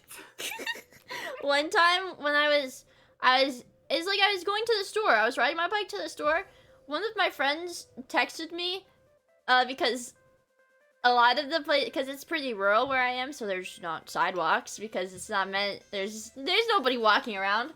One of my friends was like, Mia, was that you biking on so-and-so road? And I was like, yeah? And they were like, don't do that. Next time, I'm not gonna see you and I'm gonna hit you with my car. And it scared me off of driving on that, or not driving, from biking on that road for a really long time. Oh god, they wouldn't have done that. I know, but it's I feel like America's just it's not built for that kind of stuff, Yeah, in Europe, in most cities, you got sidewalks everywhere, even in the suburbs. And in the Netherlands, you got cycle lanes everywhere. Oh, you also got laws protecting the people who are cycling. Honestly, I suffer from road rage against people cycling outside of the Netherlands because all of them are super fucking undisciplined swine which can't fucking cycle properly. Okay, I was worried it was an American thing about people in bike lanes being super entitled and not staying in the bike lane and cutting off traffic to bike. Yes, cyclists are a threat to everyone. If you see someone being a super obnoxious cyclist in the Netherlands, they are most likely foreigners. Oh, wow. It's not even wrong to say it because it's right. Fucking shit. But there is still the super Dutch moment of when you are in the suburbs or rural areas, on a trip. Right. The worst thing that can ever happen to you when you are in a car is a school trip, right, on bicycles crossing the road. They have school trips on bicycles. Yep. Imagine 30 little children on bicycles. Oh, I would be scared. And now imagine they're all driving kind of slow in front of you across the road. Oh no. And each one rings their little bell when they are driving in front of your car. ring, ring, ring, ring, ring, and all of them have like, you know, those little flags on the rear of the bike so that cars don't hit them and pay attention. I just always feel a piece of my soul just dying when I get in that situation. I just want to face plant into my fucking wheel. Like, god damn it. It's like, god, why? I think that has probably got to be one of the most, if not the most, European things I've ever heard. Like, school kids on a field trip on bikes, they have bells on their bikes and flags on their bikes. Yep, like little tall orange flags on the back of the bike. I know I would be mad. I feel like, I don't know. I feel like I'm pretty collected, but I'm a different person in the car. I get so frustrated. It's just, I'm a good driver. Oh, I like to think I'm a good driver, and my town is like notorious for being very bad drivers. So I get like super frustrated when like somebody in front of me like cuts me off with no turn signal and doesn't drive because they're on their phone. I just freak out. I don't know if I would be able to deal with a train of little children on bikes. Honestly, like, you know, when it comes to highways and people who are undisciplined on highways, my blood boils. I feel the spirit of Doom Guy suddenly possessing me and guiding my middle finger towards their car. I get, you know what? I got it. I feel like I always thought that like the really bad like highway traffic was something that was like uniquely American. Like the really like if off the top of my head, I think we have like when I have to drive to school, I have to go on the highway and it's like 5 or 6 lanes on both sides. I didn't think they had like super big highways like that in Europe. That's also me being an American. Really. But in the Netherlands, we got shitload of roundabouts. Oh no! Everywhere. Roundabouts are scary, dude. It's kind of funny because, like, you know, you really get used to roundabouts when driving in the Netherlands, and then you absolutely fucking miss those roundabouts. Oh no! When you go to Eastern Europe and you just need to wait at the red light, which is like, you know, yeah, you got to be kidding me! Another red light! I couldn't imagine. Well, I don't know. I've driven on a roundabout a couple times because I don't know. Maybe the civil engineers think it's like trendy to put them down. But I get super scared, even though it's I guess it's like supposedly supposed to be like safe, like super safe and super easy to follow because they've got like the signs and stuff.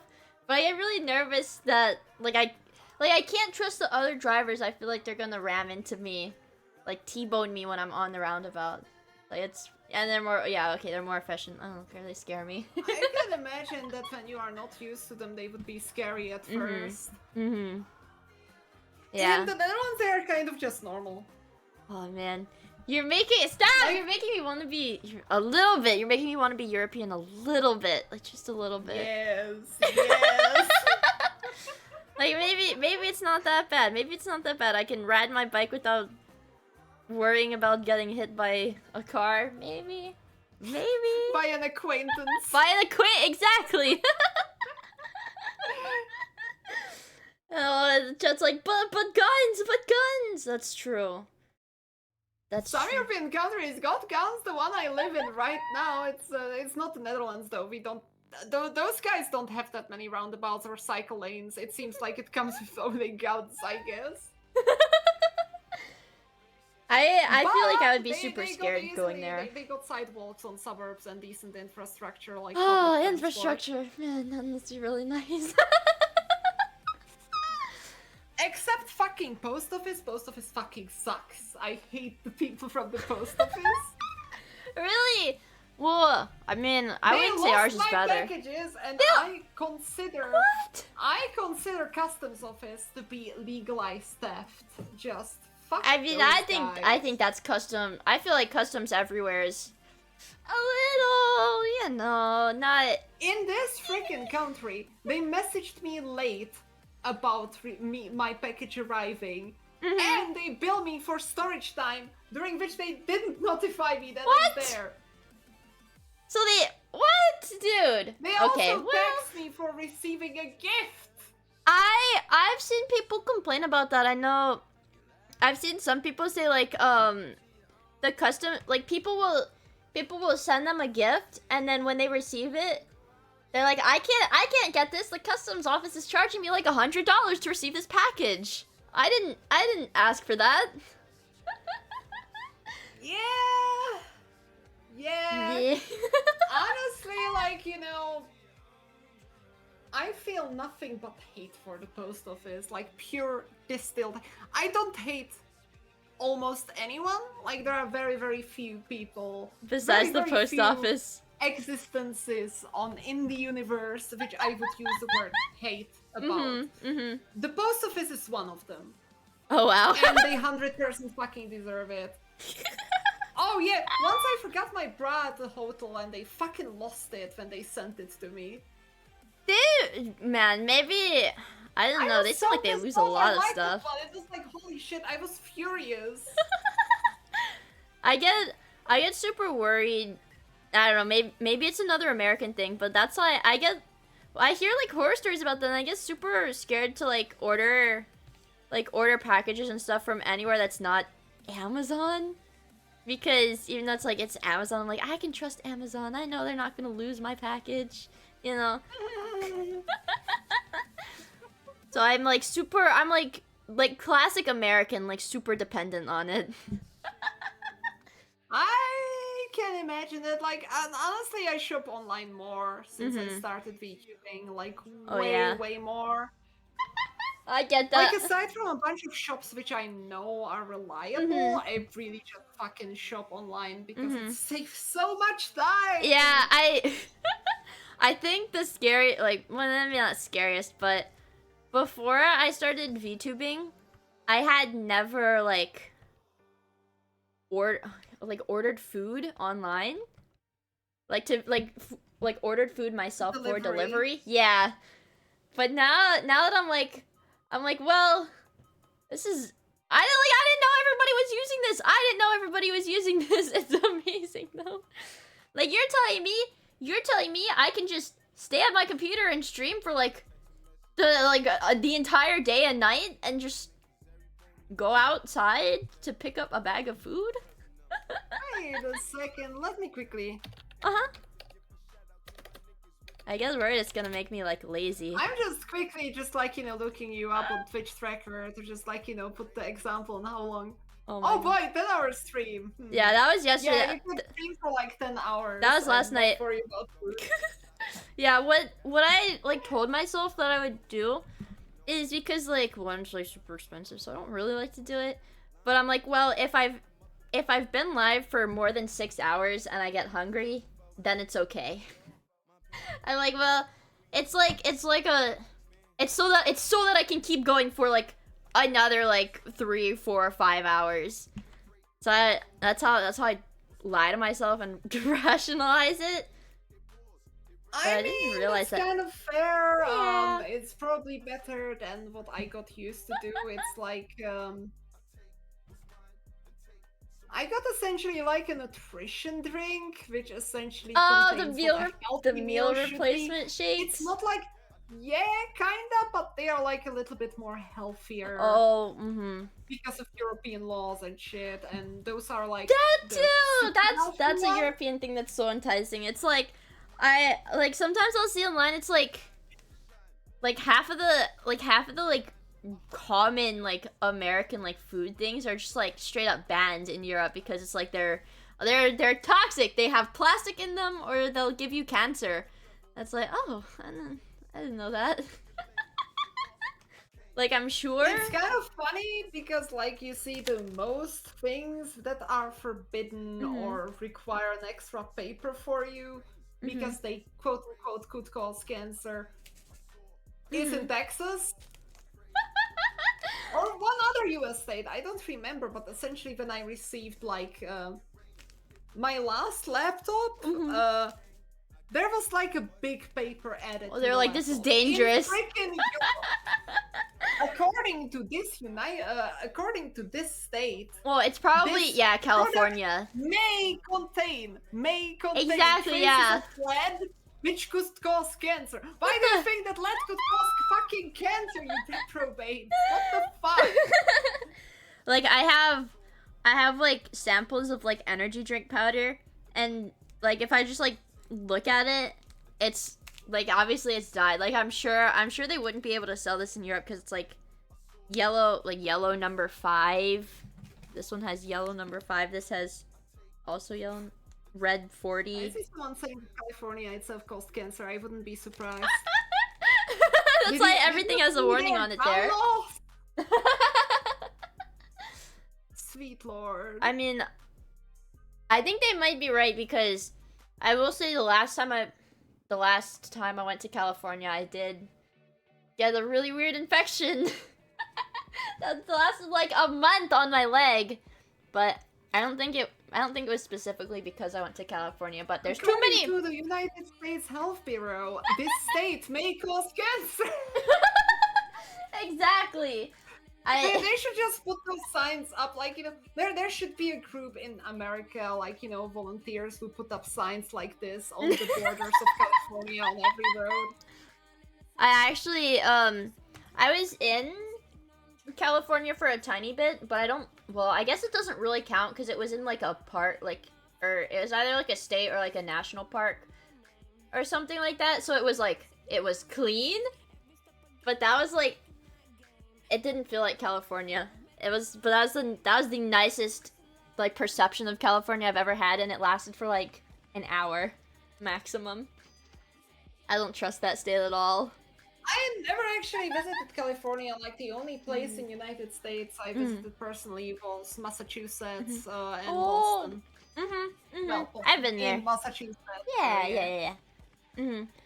I think, I don't know, something that like really was like off-putting, because I'm like from the East Coast, so it was really off-putting for me going to like California and stuff. It's okay, that was gonna come out really bad. My first like I just imagine, like, you know, the way you described it. I was gonna say, like, it's nasty. That was my first instinct. Fancy outfit, like, you know, going like, oh no, it's full of peasants.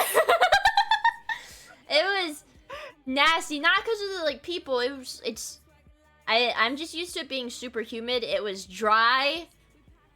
It was really dry, and there were like, it was like a desert. I had never seen a desert before this year. So I wasn't really prepared. But I thought deserts, like deserts were like not like made up, but like I didn't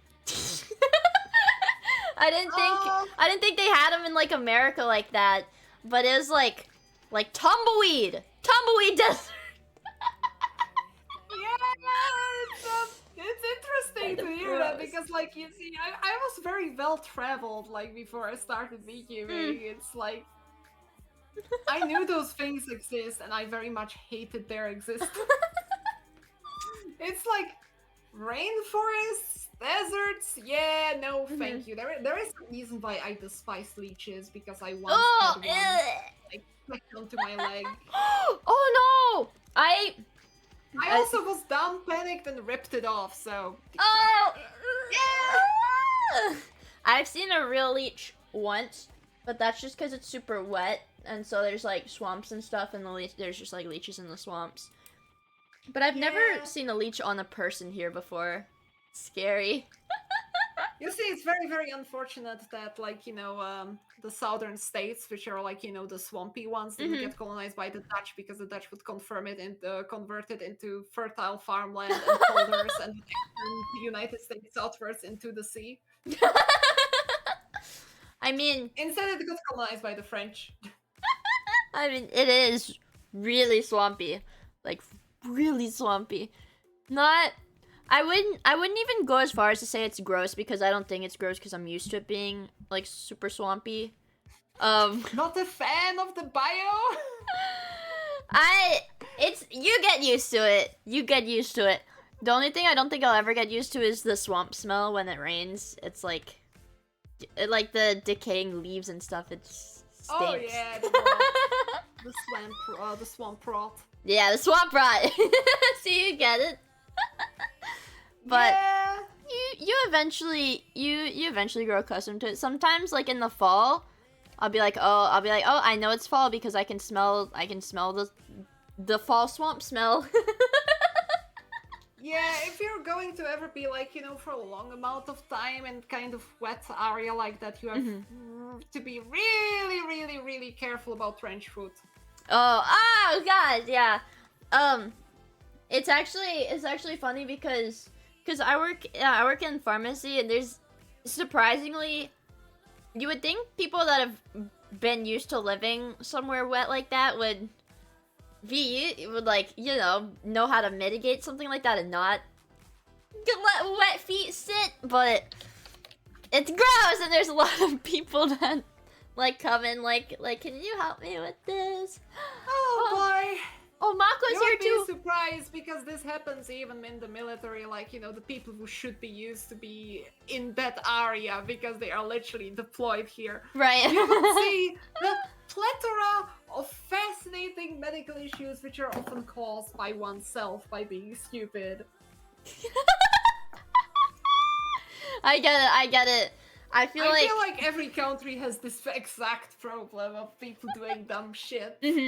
Yeah, I guess it's like people just know American, like, I mean, it's not necessarily a stereotype if it's like totally true, but like stupid also, Americans. Nice way of greeting Mako.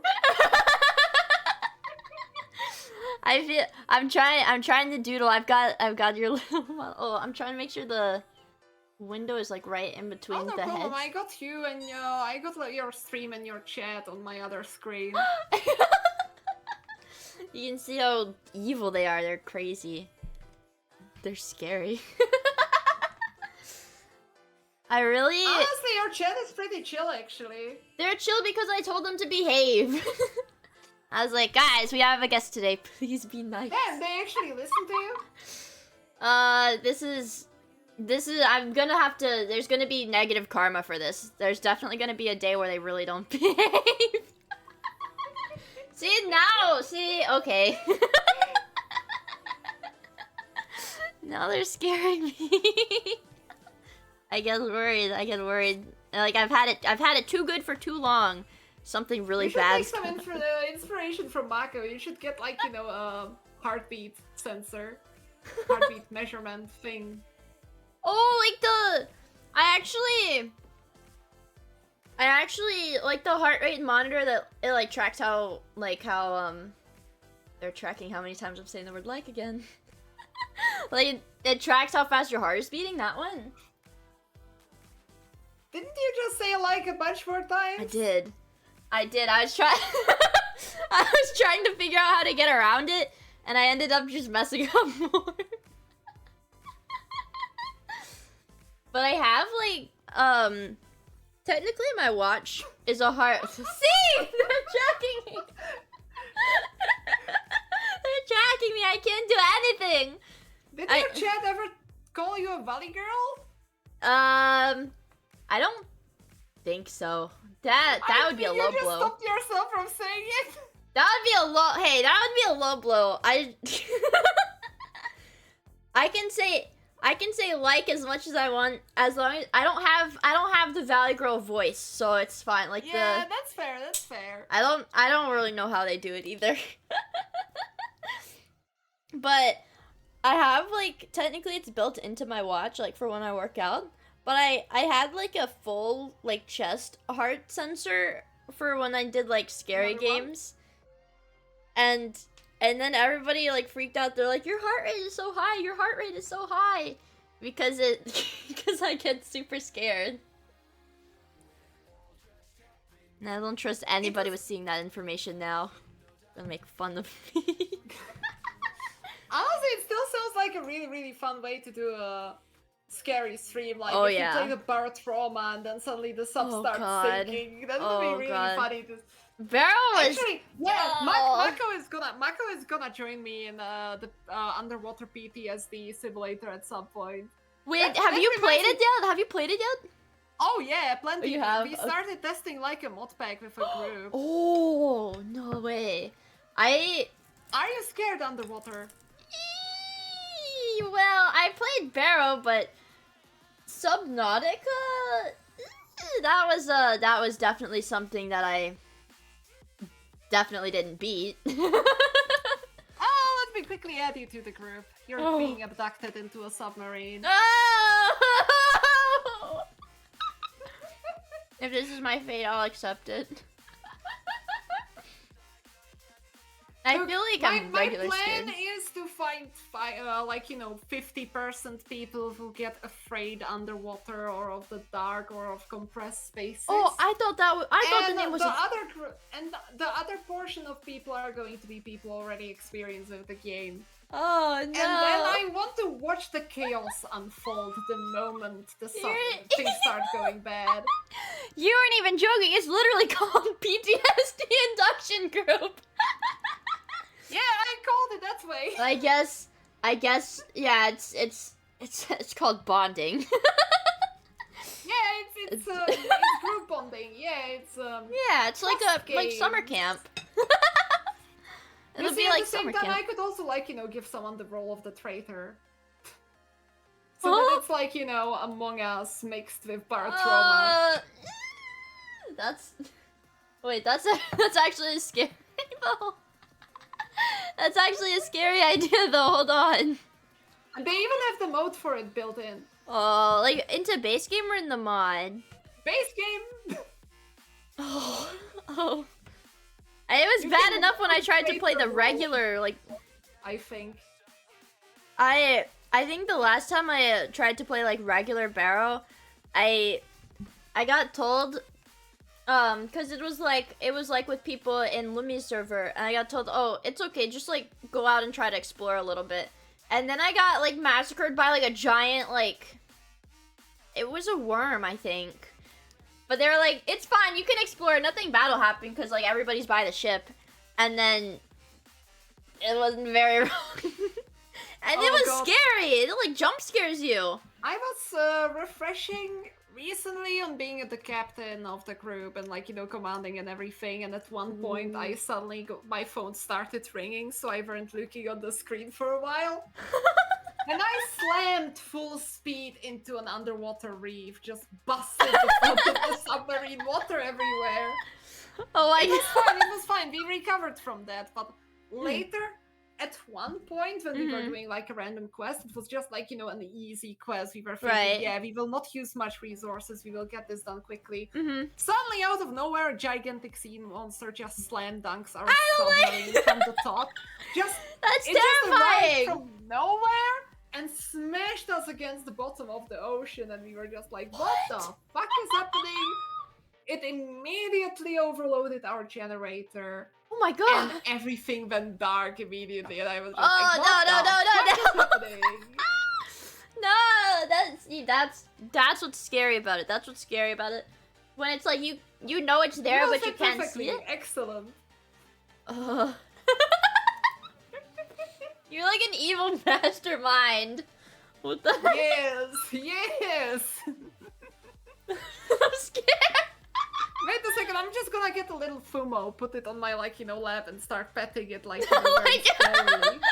Like an evil genius, like it's a little tiny puppy. Yeah. I get it. You know what? That's fitting. Hold on.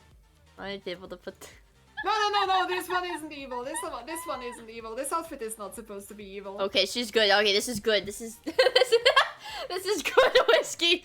This is not the same whiskey I'm talking to. Also, look. It's I'm not trying to make the group fail. I just like seeing the chaos on the way to the end of the journey, which should be good. It's the challenge.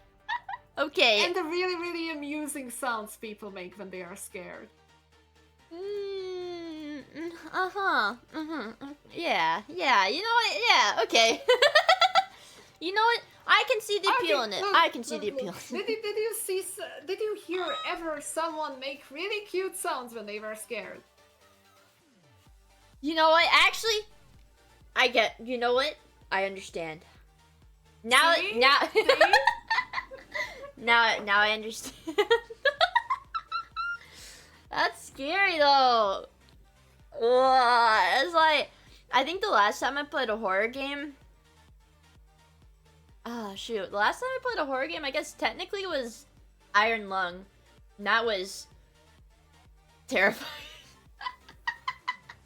It's something about the underwater ones just really get me, and it's not even like I'm afraid of the water itself, because like I can swim. I go to the beach, like I know how to swim. But like deep water, where like you look into the water, you can't see the bottom. Hey, whoa, whoa, whoa, whoa, whoa, whoa, whoa, whoa. You're speaking for me now. Wait a second.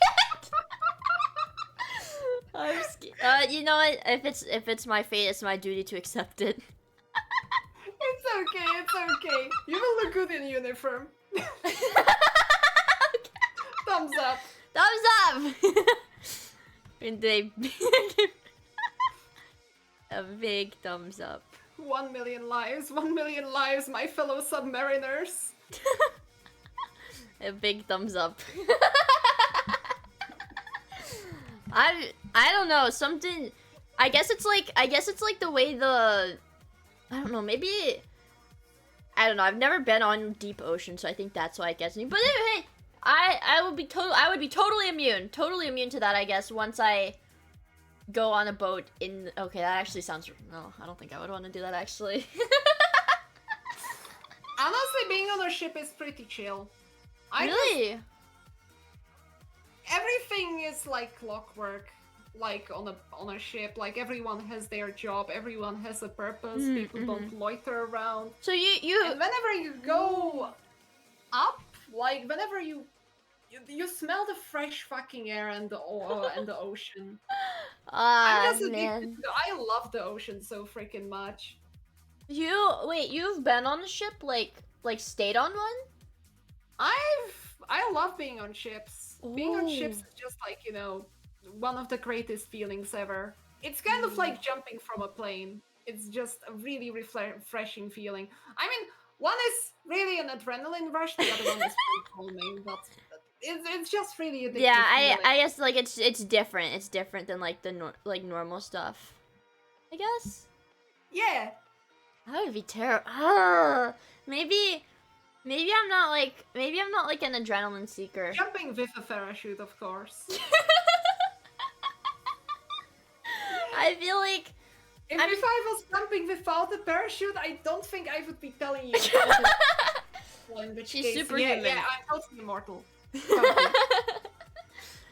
I think I'd rather. Oh, I don't know. I think I would rather jump out of a plane with a parachute than have to live on a ship. Just because I don't even get claustrophobic. It's scary. Subnautica, if she played at the bottom of the sea, yeah, I don't. Subnautica is. The funny part is submarine games are fun. I would never want to live on a submarine. Oh yeah, that. I love ships. I don't love submarines are fascinating part of military history. There's too many horror stories about the about like submarines, I feel like. And I guess technically Subnautica can be like a peaceful like Minecraft type underwater game. You can just build houses. It would take one hell of a big promotion and pay increase and a lot of convincing to get me on a submarine, because otherwise I'm just noping out. Yeah, I mean, I feel like for me it's less like I would be afraid of just being on the submarine. It's the idea that I was gonna say monsters, like they're not real things, like like deep sea. For me, the worst part on submarines would be probably the fact that I wouldn't be able to smell fresh air and see the ocean. Because, like, you know, of course you are in the ocean, but at the same time you don't see it. You don't see it. Yeah, you get like the tiny, you get like submarine windows that are like bolted and stuff. I don't think most submarines even have windows. Wait, what? They don't. That's Submarines terrifying. compromise the stealth of the boat. Oh, Like, I guess that's why the little one submarines didn't. are That's why the defined windows. Ocean Gate one didn't work. I guess because they had a big window. That makes sense now. Oh boy, we are opening a can of worms. I Alright, have so, very like, limited who's knowledge of imploding? these topics. My knowledge of submarines is limited to Ocean Gate and that's it. You see, it's kind of funny because someone made like a super shitty submarine, Subnautica, as an Ocean Gate submode. That would be terrifying. That would be terrifying. Oh, it's impossible to play in it properly because it immediately collapses. I guess that makes sense though if they're trying to make it like, I'd say like historically accurate, but that was like a couple months ago. Yeah. Not really historically, it's like. Oh god, there are so many so fucking wrong mods like related to the ocean. There is literally like, you know, a controller controls. Oh! I think I saw that one actually. Yeah, they also added the ability to throw the controller on the sea monsters.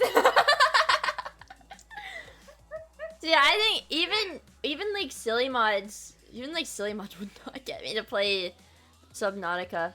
And I guess you can maybe if it has like a peaceful mode, you know, like a nice. You can look at the coral and you can look at the seaweed. And there's no giant evil fish that attack you. Yeah. Oh, I'm still certain that you will have fun with Paratrauma. It's the I group believe it. experience. Yeah, which exactly. It's about the real victor was the friends we made along the way. Hard work keeps the ship going. Exactly. Exactly. So, I feel like I guess I didn't get like a legit barrel trauma experience the first time I played. So I would definitely want to try it again, but not as long as there's not, you know, it's like not that scary. It's like only a little bit scary, you know? Don't worry. We'll definitely do some practice rounds before the... Okay. Well, like, the way we will do it is going to be just we will have a lot of people in the group, like, strength in numbers. 10 people, because, Baratrauma, you can go up to, I think, 16 players in the submarine. Oh, wow. That would get cramped, actually, but then I guess it would make it, like, a more realistic experience if you got, like, super, you know, cramped. Well, with some submarines, you really need, at the very least, like, 5 people. Because you need the captain to drive, you need the engineer to take care of the reactor. Or else it'll, like, blow up and, like, kill everybody on the ship, right? Yeah. Yeah, I think I've seen that happen before. Yeah, I'm picking one of the better submarines, one of the bigger ones. And, well, we will have, at the very least, like, you know, those minimum amount of people which already know the game and probably won't panic. Yeah, That will also, like, you know, be have there. the test subjects. And then we will have equal amount of people who have some sort of phobia from underwater or the dark or something like that. Oh. That's evil! This is too planned out! This is, like, expertly planned. I feel like, well, you see, the best part of this is that it's not really planned. I'm not sure what will happen, but I'm sure that it's gonna be fun to observe. Yeah, people...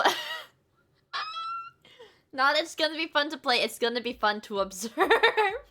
You're an evil mastermind! Like, sitting in, like, your Bond villain chair, like, twirling in the chair, and, like, your hands are together. Yeah, it's jigsaw behavior! You're, like, putting us into a saw trap. I think it could. I think. But it's gonna be a very memorable experience. Like everyone is gonna be free to record or stream that. I feel like aside from being potentially terrifying, I think it's a really good idea. I do think it's a really good idea. Yeah, like, I'll say how that will go, but because it's gonna be very hard to schedule, so I'm imagining we will probably, like, you know, put together the mod list, explain people the basics, and after that we'll figure out, like, several dates with several groups so that we can do it with everyone. Yeah, exactly. Speaking of that, have you, like, the dates and stuff, have you played all of the new Warhammer factions yet? Actually, not yet. I'm excited about playing them, but I just didn't have the time yet. Me either. It was very busy. Oh yeah, I was worried. I was worried because I was like, oh man, I haven't tried any of the factions out yet, so I don't even know what I would want to play. But I don't think very many people have gotten the chance to really like flesh out how they feel about all the factions. So it's gonna be like fresh. I put my very specific likes and like dislikes in the. You like trains. Total War Warhammer 3. I mean, yeah, I like trains, but I also like you know, the Empire. I like the Empire tactics, despite Empire being one of the weaker factions. Right. I enjoy normal dwarves too, a lot of if they're helicopters. I kinda enjoyed Kislev, but it's definitely not my Kislev is like weak faction. though. Yeah. It is, yeah. Yeah. But then again, I just kind of like about them that they got hybrid infantry. Hybrid infantry is very They have fun. cool bears. Yeah, but in real life I did not use those that much because I focus on the hybrid infantry. So like the Streltsy unit. Oh yeah. Have you? Oh, I don't know. Maybe you've answered this before. Do you do like any of the like miniatures, like physical Warhammer stuff? Oh, I do. I actually got some still unpainted ones behind me, like 2 meters away from me. It's okay. I have an unassembled miniature one. I also got some, like, you know, boats, like World War II boat models, which I still need to paint. Oh wow, dude! I think the scale models of like real things like that, I think they're really cool. But I don't think I have the right kind of, not necessarily focus, but like tenacity to be able to match them perfectly. I get worried about stuff like that, so I like the. You don't have to match them perfectly. Honestly, you can just make your fictional navy and paint real life boats in your own paint scheme. That's why I like the Warhammer ones. Cause I see like online a lot of people like make silly recolors, or like they make the characters look completely different, like trade like. Yes, the trading stuff angry out. Marines and the pretty Marines. Yeah, and I've seen all the kind pretty of other Marines. Yeah, the clown. Yeah. I saw a clown one the other day that I really liked. I was like, oh man, I could probably do something like that. Oh lord. I might be able to find it. That would be the one thing to, like, you know, creep me out if I ever went to a game store. Like, Really? seeing someone with a perfectly painted chapter of, like, you know, clown Marines, but, like, really detailed, with all of the little details added to them from, like, green stuff, maybe?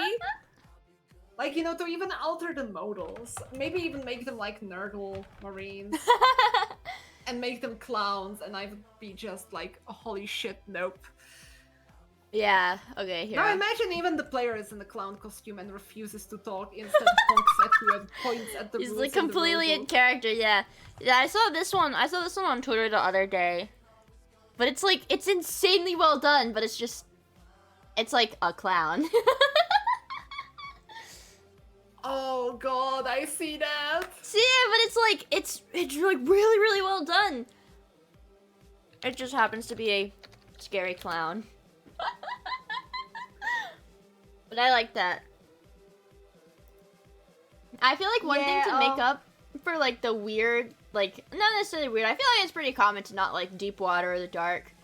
But I'm not, I know a lot of people don't like scary clowns and stuff like that. I think they look silly. I like them. They are, I would say it depends on the situation. it's not something that would scare me. It's something that makes me kind of just like uncomfortable. Yeah, exactly. I get that.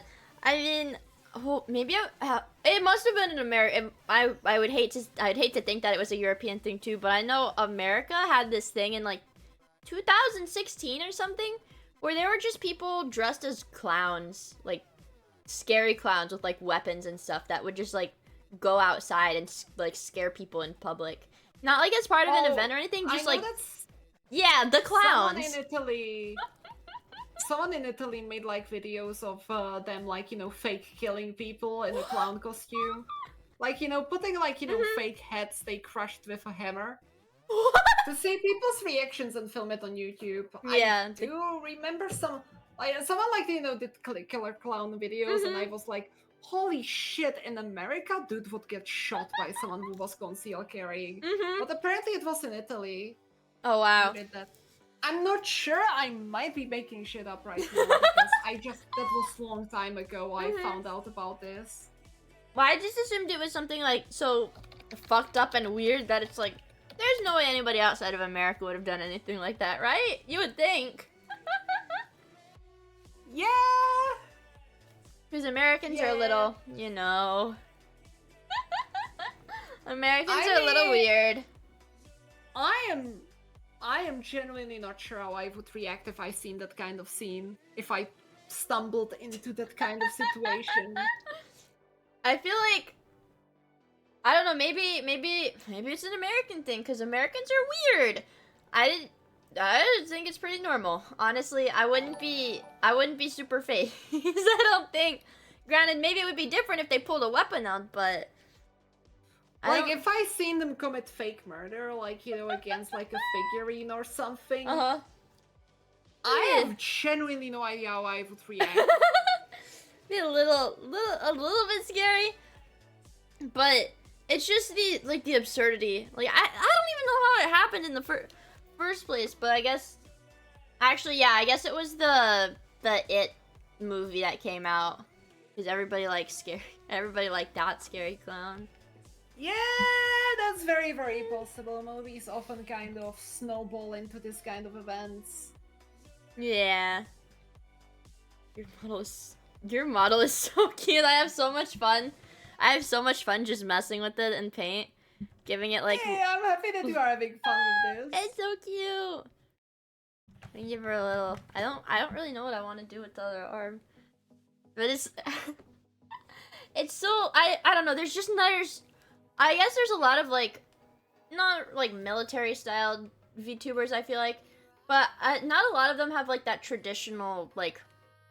I don't know what it's called, but the like this kind of clothes. Not many of them have that kind of uniform. Clothes. Yeah, the uniform clothes. But it's like me personally, I think it's one of the cutest kinds of outfits that they can have, honestly. Oh, yeah, I always really liked it when I seen it, like, you know, online and everywhere, really. I was just like, you know, it's a shame there aren't really any outfits like that, so... Right, yeah. Chat's a fan one of the first drafts for, like, you know, whiskey ever. Let me see if I can find it. Oh man, how long ago did you come up with like your original idea for like your VTuber stuff?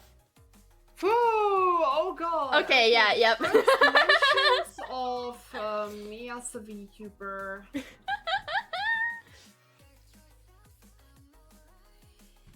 I first talked to my artist in 2020. Oh wow. I think that's around when I did like actually no. I think that's it. Yeah, that's even before I started like draw, cuz like I'm one of those people. It's my VTuber model is from like little characters that I used to draw a lot like when I was younger. It's like I just had the same, so I would draw the same thing over and over again. So it was like I was like, oh, I should just make this into my VTuber. Oh my god! Oh, she does have, oh man, she's got the uniform. That's so That was the first ever whiskey sketch. Whoa, man. It's so cute. I'm glad you ended up getting one of the like uniform. Yeah, it's kind of funny because like, you know, that's why like, you know, the most recent uniform and the model of it fit, that was kind of like a big return to the prototype. Oh wow. It's I mean it's cute. It's really cute. Rightfully so. It looks very, very similar to my present uniform model. I like that. Oh man, it's so cool for me to see stuff like that. I guess just from like an artist perspective, like how the design changed over time. I feel like, oh gosh, I don't even think I have any pictures of like my original, like what this character was, because that was like when I was in like middle school. It was so long ago. It like doesn't even, it like does not, like physically does not even exist on my computer. But I really like seeing how it changed. I know. Well, it's like, maybe it's for the better. But oh boy. Yeah, it's like so old and it's changed so much. And I guess I feel like it's changed more, I guess, in the past year since I started streaming, I guess, than it did like really before I started streaming, because I'll draw the model and be like, I'll use it for a little bit, I'll be like, yeah, this is awesome, and then I'll look at it a little harder and I'll say, hey, I don't think I really executed this how I wanted to. I should do this again. And I just keep trying over and over. I think this is gonna be my third real attempt at that. But honestly, that's fair. It's about the journey often, like exactly. I'm just it's I'm really fascinating perfectionist. To see, and, like, you know, the feeling of improving at art or streaming or anything is just a really addictive feeling. Exactly. Of just self-improvement. Exactly. See, that's it's the same feeling I get when I play Factorio and I see numbers go up. It's maybe I'm just conditioned. I'm conditioned to thing is good, I am happy. Yeah, improvement just feels good in general. It's a nice. Oh, it absolutely does. Right now, I'm just quickly trying to find something else. So, if you were wondering how, yeah, I know you have like a bajillion files. Would look like. Oh, white-hair whiskey. What the? Oh my god! Wait, that's wait, that actually looks really cool though. That actually looks really cool though. I'm looking back to my OBS and like between this picture and my OBS that's got your blonde. What? I don't know. Oh man, I really thought I was gonna say the blonde is definitely best suits your model, but it actually looks really nice. It's like icy. Yeah. The funny part is this is literally just very, very easy color swap of literally just kind of putting the blonde into black and white. Oh, so do you have like a toggle for it on your model, or? I don't have a toggle for it. I do have a texture swap. Oh, I see. That makes sense. Well, oh man, I honestly didn't think it was gonna fit as well as it did. It looks like really, really nice. Let me give you your headphones. I like how it looks like, yeah. Your model is just, I don't know. I feel like, I don't know. It flows very well. The colors go together very well. The design, ooh, my computer's starting to freak out. I don't know how you keep so many tabs up and my computer starts freaking out. I have like, how many? 1, 2, 3, 4, I have a 5, lot of 6, RAM. Actually, 7. wait a second. Let me check how much RAM is being used by my browser. Oh god. Wait, how much RAM do you have in your computer? I upgraded my RAM recently to 36 gigs. Oh, okay, wow. Was it 32 gigs? It was like, oh god. It was one of those numbers. It's, oh god, why am I so confused today? I'm delayed. It's almost 4 AM. Oh, Edkins, you need to sleep. I'm gonna be fine. Are you sure? But like, wait a second. Yeah, 30. Most of the sticks come in. It's like they come in. I think 4, 8, 16, and 32. Also, there you go. Oh man. This is like. Whoa. That's like if you. That's like running a game. You're like running a game on your browser. No, it's just like it's just 254 tabs. Oh, okay. 254 browser tabs. I would. Oh man, if I. Oh, how does that even? 32 gigs. It's 32 gigs. It's 32. That's still a lot. That's like a lot though.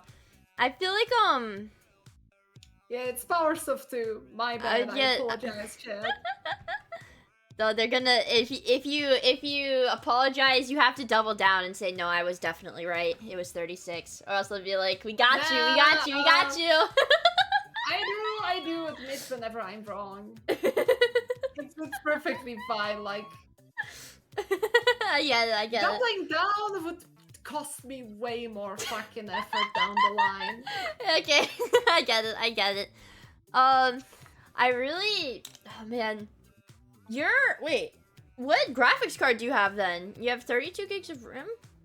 You have like I have a 2060 Super. Oh, that's pretty good actually. I feel like it's okay. It's It's okay. like it's aging. It's aging. It definitely is. Well, it's at least it can run VR probably. It can. So it can yeah, definitely see, give it's it good. RAM, It's like, good. It works. See, it's good. It's old, but it works. I mean, it's kind of funny because I got decent RAM. I now got a decent motherboard too and CPU too. Yeah. I got a fucking Wolf Index. Really? But yeah, but at the same time, I'm still running everything on 2060 Super. I heard that the index isn't the index the one that lets you use like, or I guess it's software for it, but that has like eye tracking inside the headset? I got no idea. I don't really know much about VR. I had like, I still have. I have a Quest because that was like before I had a computer that could run stuff like that. And then I think I got jump scared playing a game and I yanked the headset off of my head and broke the cord pulling it off. Like I broke the like strap on the head. But I get aggressive when I get scared. Yeah, like with me, the main reason for me just jumping straight to an index was I hate Facebook. Yeah, no, I absolutely understand that. I made like also a fake heard account about, for the meta stuff because it's annoying. I heard that fake account can break your VR. Yeah, if you get banned for fake account. Exactly, because if they like, you have to have the account. It's like what I got told is that for Facebook to not freak out about it, you have to make the account like a few days or weeks in advance, and like you have to give it like profile pictures and stuff like that so that it doesn't look. I mean, it's not fake because there's a real person doing it, but so that it doesn't look like it was made by a bot. And then if it gets banned after the fact, you like brick all of your progress because Facebook likes to link everything to your Facebook account for some reason. I absolutely despise that. Yeah, that's why. Like, I'd rather pay extra $1,000 on a piece of hardware or software. Yep. rather than sell my soul to fucking Facebook. It's like, yep. God damn it. And it's even like, when you try to go like, yeah, even when you try to like do like have the computer run it, you still have to go through the Facebook section before you can let the computer take over. God, Yeah. screw that. You have to have the like Facebook app, or not Facebook app, but like the Oculus or whatever app on like your computer and stuff to let your computer take over the headset. It's so weird. It's like I kind of at one point, like when I was studying for my finals in high school, I noticed how much time Facebook was sapping away from my life by forcing me to be online. And at that point I went like, yeah, nope, this isn't worth it, and I uninstalled Facebook. I deleted my accounts. I was done with it for once and for all. And ever since then, I never ever touched Facebook again. I was just complaining about it. Oh yeah, I know. I think the extent of my use on it in middle school, there was a game, there's a dress-up game that I like to play that you needed a Facebook account to play it. So I had a Facebook account for that, and I don't think I've logged into Facebook in maybe 6 years. Oh boy. Yeah, it's not, you don't need it. Another thing is just Facebook is a company which I don't trust at Oh yeah, all. definitely. Like, if there was one company which I would just completely expect to leak all of my private info to like anyone who asks, be it a company or a government or anyone, it's Facebook. Oh yeah. They definitely would do that. Well, they've gotten in shit for that, like, a bunch, like, multiple times, and they, like, keep doing stuff like that, don't they? Oh yeah, good. They deserve that shit. Like, I don't know, it's that, and it's like, well, now everything just sells data, and it's like, that's like the currency for like all of these like programs and stuff now. I really don't think that's okay. Like, if you buy something as a consumer, it should be fucking private. It's not like you're buying It's like if I buy like let's say that I buy a lock for my door into my apartment. I'm the only one who should own the key. Right, yeah. If I own the apartment, it's my fucking key. Exactly. I don't have a landlord, it's my freaking apartment. The same thing with a gun safe. If I have a gun safe, I should be the only one who knows exactly. the combination. Because I saw there's I guess it was like a lawsuit because one safe company, the police had a warrant out for somebody's arrest. They went to the company to get the code for the safe. Which I think is... yeah, that's just fucked up. Yeah, it's fucked up. The company shouldn't have any backdoor to your safe. That's just... Yeah, that defeats the purpose of having a safe. I'm not paying the company to store... I mean, if I would rent the gun safe, I would see it. Yeah, but then that's because it's not technically yours. If you buy it, it's freaking expensive to begin with. Yeah, and then it's yours. It's your property. There shouldn't be a way to get into it outside of what you already have. It's just weird. It's just weird that they, especially in the first place, that the police would know to, like, I don't know, just the idea that they would assume that the company has, like, master codes for the safes. It's weird. Yeah. Like, why does that master code exist to begin with? Yeah, exactly. I mean, there's not even a good reason. There's not even a good reason for it, honestly. Like, a while ago, I was bitching about my super heavy gun safe, which is like a mechanical combination lock. Oh, And it's like an oldie one, which I, like, bought secondhand, but then again, no fucking backdoor will get anyone in that safe. Exactly, yeah. I feel like, I don't know, I really enjoy seeing art of, like, guns, like, art of guns, and I feel like, I'm like, maybe it would be a good idea, maybe it would be nice to get one, but then you look at it, it's like one of the most expensive hobbies I feel like there is. Models of guns or real? Guns no, like themselves? like real ones. Especially, well, I've seen a lot of stuff with like America, modding them it's actually too. cheap-ish. Like, you can get a pretty cheap basic AR with a red dot relatively cheaply in America.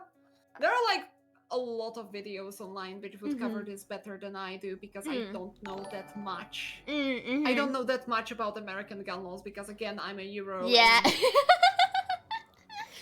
Like, if you were in Europe, I would be able to recommend you an exact gun store and an exact starter gun.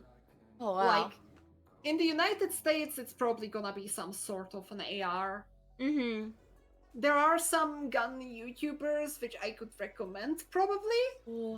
Because I like watching a lot of videos, and I see, like, for, not even because it's like, oh, I want that, I want to have something like that. Like, even just for drawing reference, because I like drawing, comically large weapons. I think it's fun.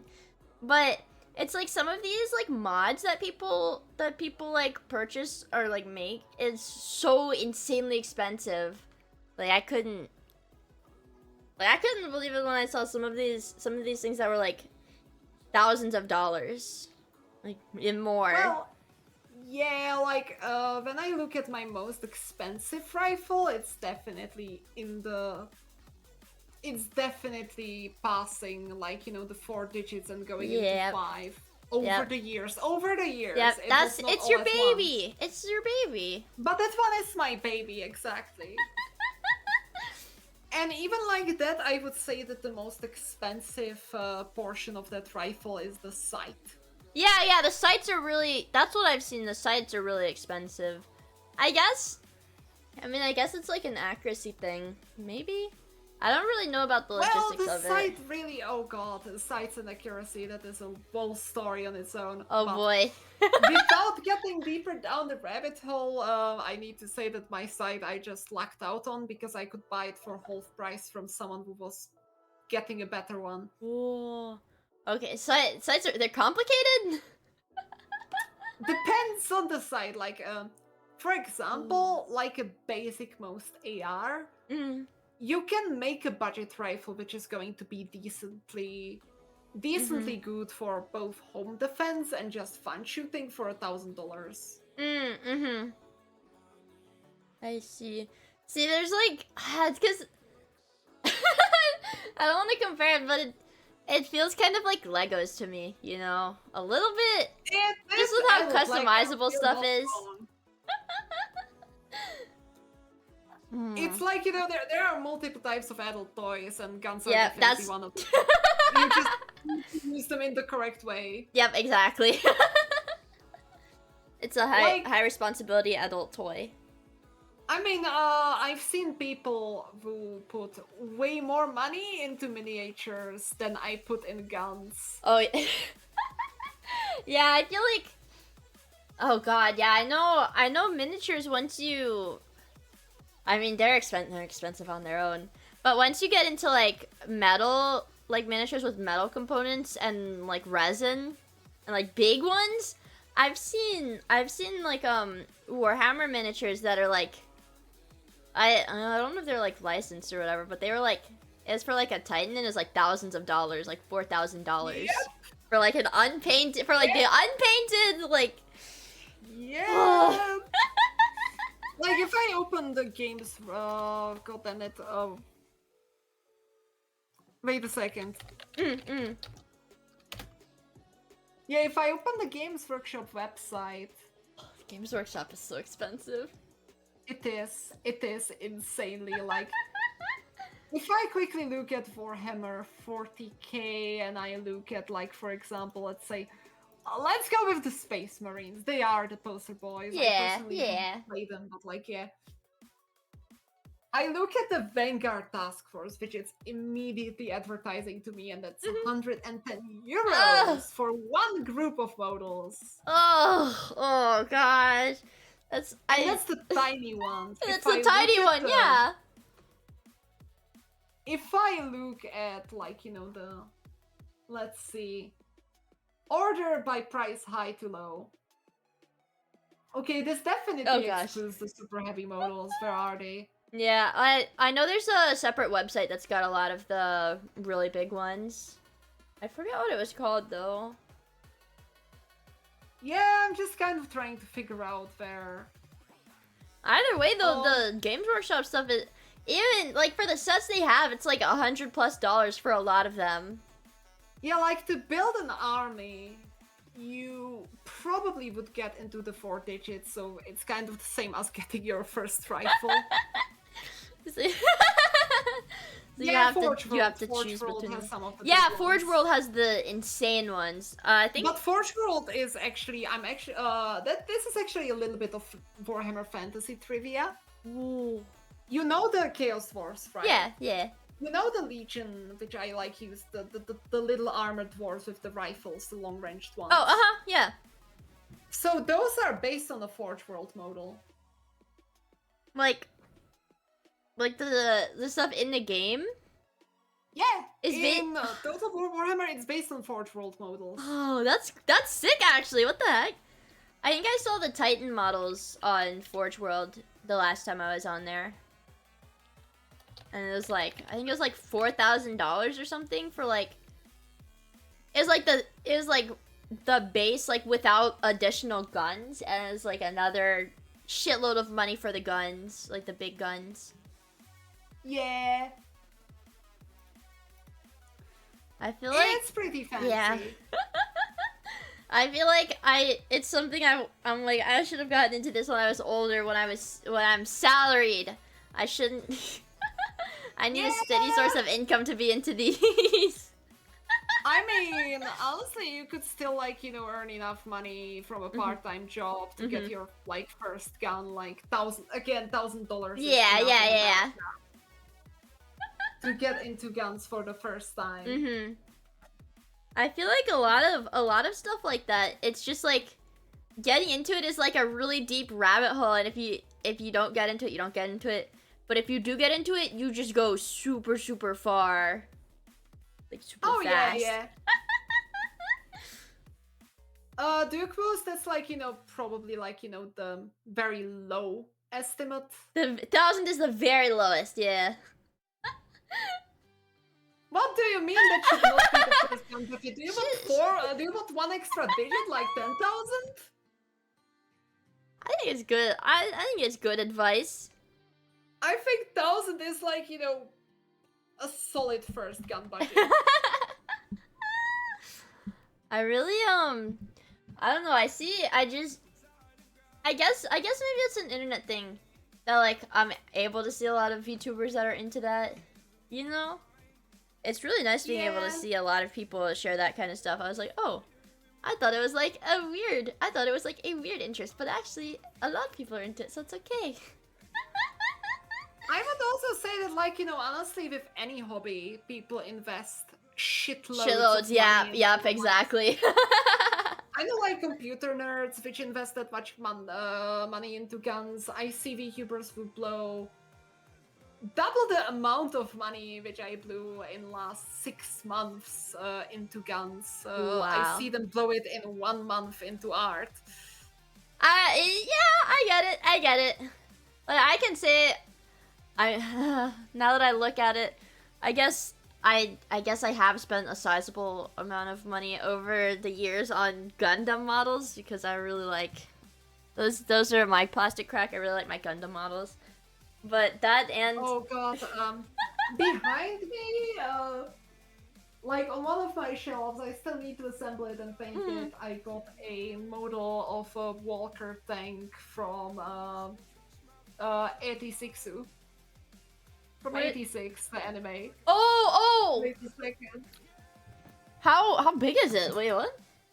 It's pretty big, actually. Wait a second.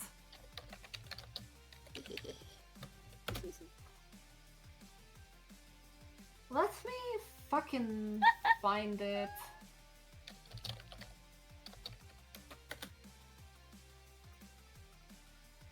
Oh yeah, Duke's saying in chat. Something I see too, isn't ammo like super expensive too?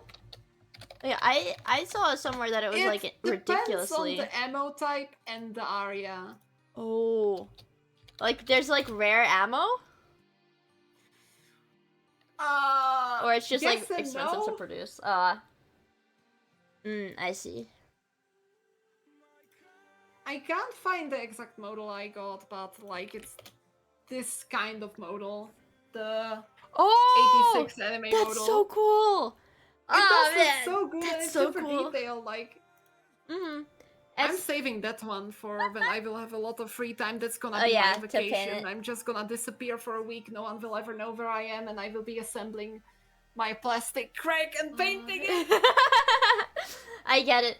I feel like maybe I'm a little bit too desperate to share my hobbies sometimes. I tried to get one of my friends into Gundam models, and I was like, I promise it's fun! I promise it's fun! And I don't think it really stuck. But yeah, I can imagine. Yeah, I mean, not everybody understand. Not everybody will enjoy dedicating like hours and days and weeks to get a painted you mini need to robot. Start small. You need to slowly wiggle them into it. Yeah. You first need to watch the Gundam anime. Then you need to take them to like miniature painting workshop where they will learn them to beautifully paint a single tiny miniature by being generously fed with coffee and cookies so they can run away. To like soften the blow. Then you take them to that event again and you praise them generously. Alright, I'm taking notes, I'm taking notes. Let's Wait, hold on. That's hobby introduction, that's not grooming. I'm taking notes. Sounds like a good plan. I like it. You need to be very, very nice to them about it so that they start collecting those positive feelings to it, and let them help you with your model to like ask them for advice so that they feel suddenly connected and invested into it. Still everything you do sounds super planned out. Anyways, like yeah, that way, you definitely you have very much higher chance of getting them into it. That's a good idea. I'm just gonna start trying this on random people now. I'm gonna make everybody a plastic model fan. Yeah, that's a good plan, definitely. I think everybody would benefit from plastic models. They're so much fun. I just like making. Make plastic models, not war. I like to make. I'm just imagining Miia writing a letter to her Congress representative, being like, "Please hey, make I think the United States should invest more into plastic bags, and we should display it in front of the White House." Yeah, that's right. I like to some of my Gundam models that I have built. I'll make them like play together like dolls.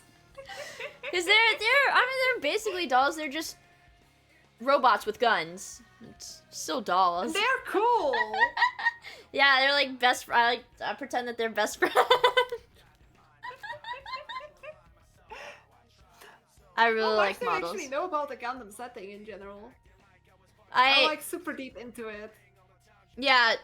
Oh man, I feel like everybody assumes that I got into like Gundam and like Gunpla like after I started streaming, but I was like a huge Gundam more so Gunpla than Gundam, but I was a huge Gunpla nerd in high school.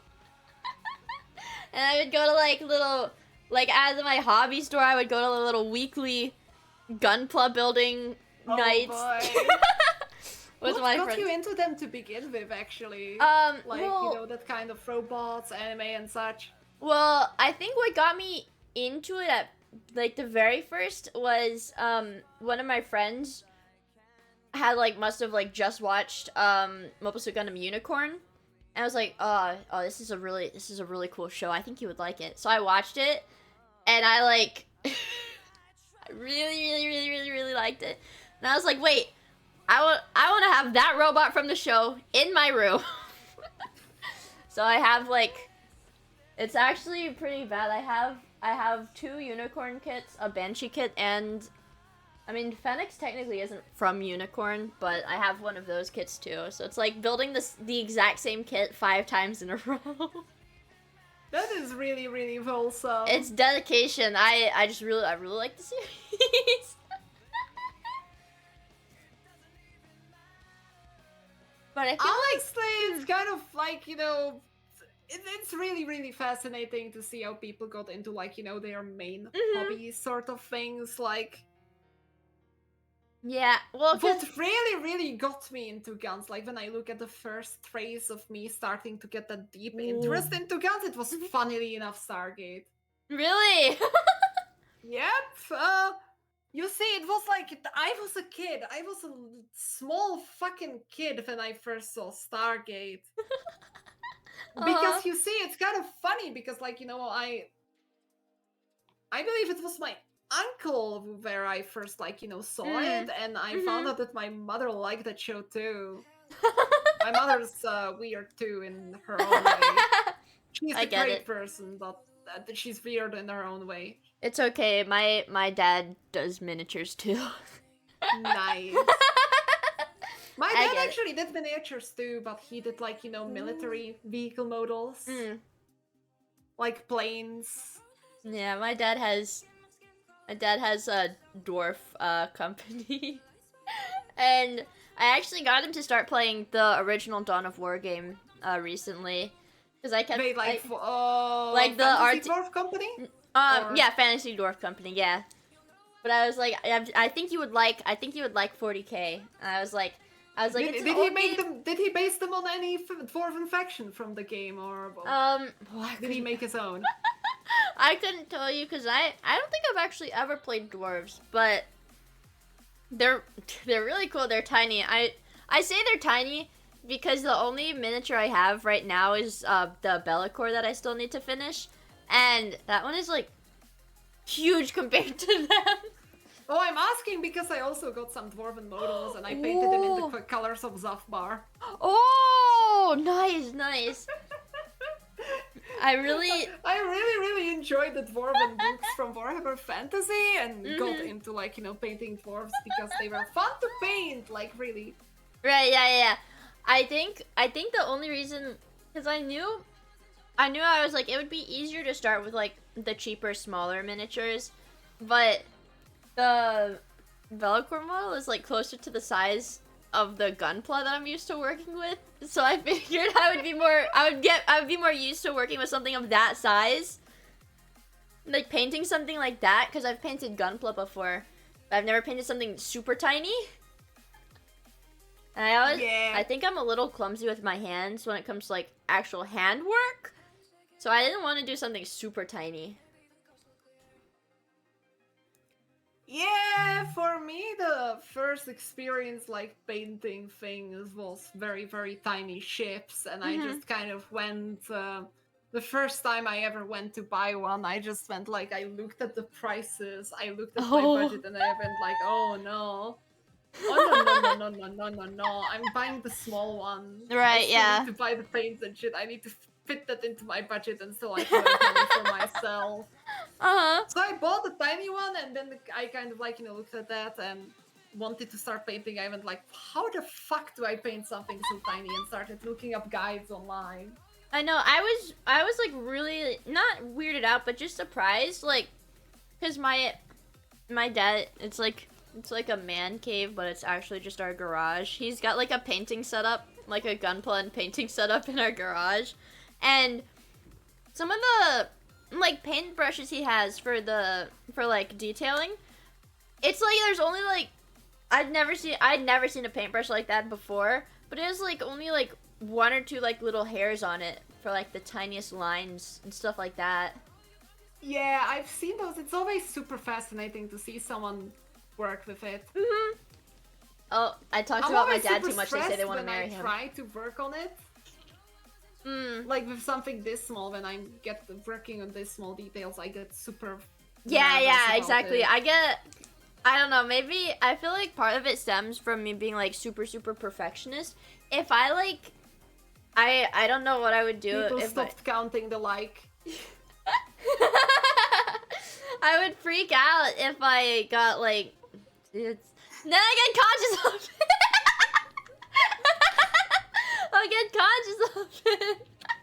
Thank you, Whiskey. Man, it's not registering all the likes.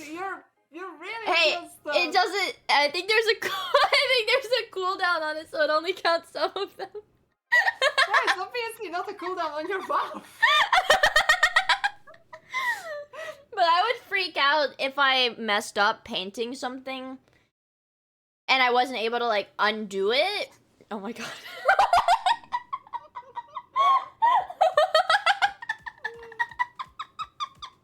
I'm gonna have to just keep my mouth shut. It's gonna happen whether I want it to or not. I didn't think I'm gonna have to go I'm gonna have to go through my VODs to see if I actually do that at such a high frequency. I didn't even say it that time. They're preying on my downfall. It can't be fair, you said it before without anyone registering it, so yeah. Yeah. I feel like people get used to it. Now that they've got a command that they can use whenever I say it, it's like an excuse. It's an Oh!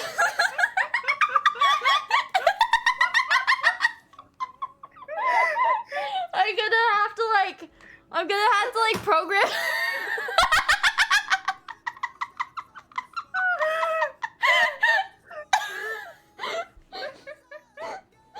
I'm not talking anymore. I'm not saying that word anymore. And I'm going to talk slowly. No, it's perfectly fine. I had my verbal tics too. I had very, very many verbal tics too. Oh, I get it. They're trying to bait me into saying it now. They will try it like a lot. It comes with time. It comes with time. I think I've been doing it since perhaps about like fuck. I was trying since like middle school or high school. It's like a really long time. It's part of my brain. I can't turn it off. I can just see the gear every single time, like, something like, hold and like, do the like check. Yeah.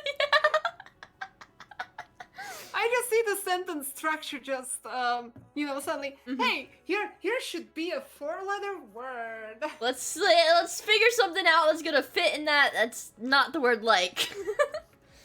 I have to start rotating different synonyms in and out.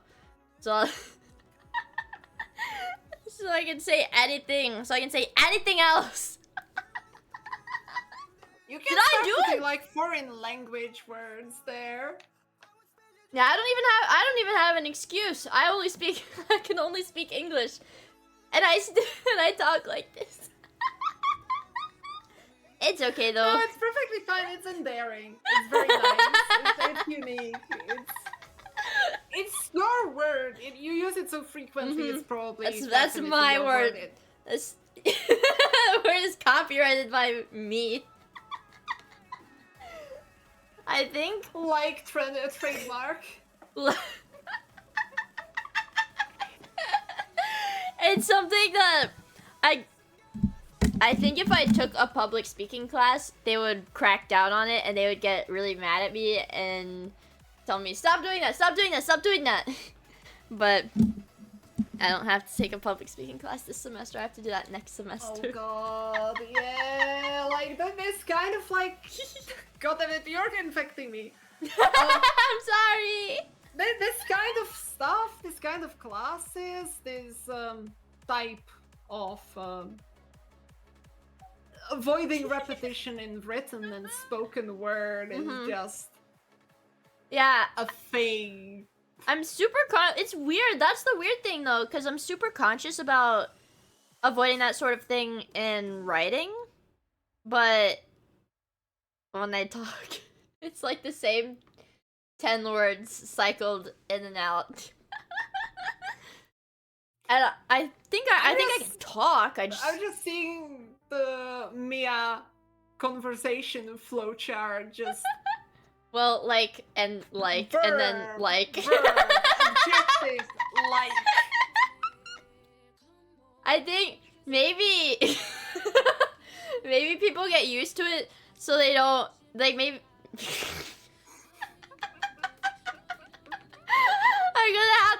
I'm gonna have to do like a shock collar that's trained to, that's like programmed to buzz anytime I say like. Listen, I think this counter has been going up way too fast. It's normal to be able to filter them, like to not say the word. I think I can do it. I just have to focus very hard. I just have to like It's not gonna. It shouldn't be that difficult. It shouldn't be that difficult. I'm not sure what it is. I need to plan out my words very carefully. And talk very slow. Check every word. And then it flips out anyway. Because it like glides over my. I'm really sorry if this is starting. Oh god. Yeah. It glides like over my tongue. It just comes out naturally. It's like that. It just does that. Just like that, indeed.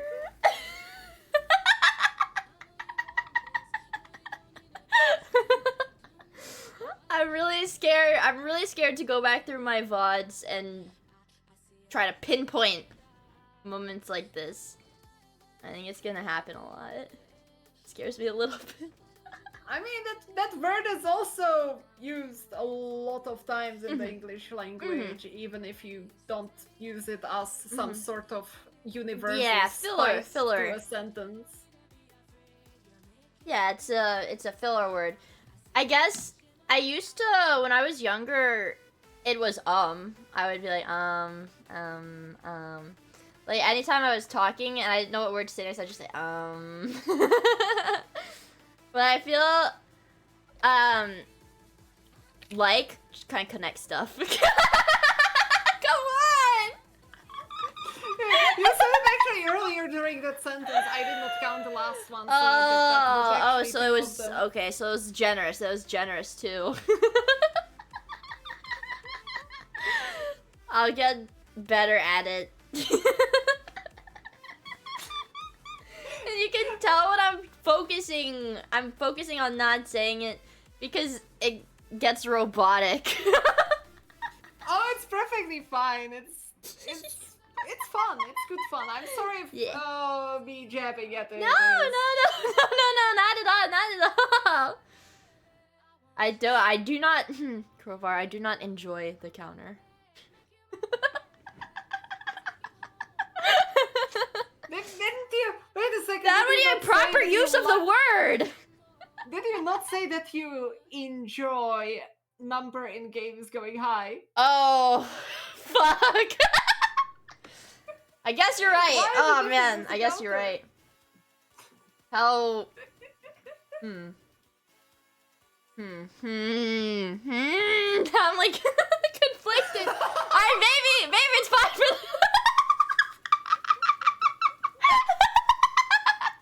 Okay, maybe it's fine. Maybe it's okay. Maybe it's okay. 47. That's rookie numbers. Rookie numbers. I think I could do way better than that. If I really. I'm pretty sure that they missed like 20. I know because there's. I don't think there's a cooldown. I think it's just the fact that so many people were trying to do it so frequently. It like bugged out. Fuck.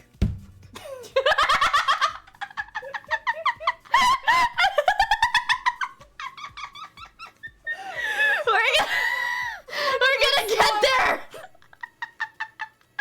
We're gonna get there. We're gonna get there. We're gonna work past this. Did I didn't do that. Yeah, we're gonna work past this thing. That is, we're gonna get through this. We're gonna come out stronger. We're gonna be We're gonna have more varied vocabulary. Yes. And it's hard to talk when I focus so hard. I think I will be able to decrease my use of the word like. You know what? I'll take it. I'll take it. I'll take it. Mental block. It's hard. It's harder than you think to train your brain out of doing something you're so like. She's got it loaded up, ready. She's got that shit loaded up. Oh my gosh. To be fair, I had the same problem with the word man, like long time ago, and I managed to counting your likes unlearn myself from that. I think they're counting your likes too. Damn. So it's it's a team effort now. Damn, now I will have to be conscious about it too.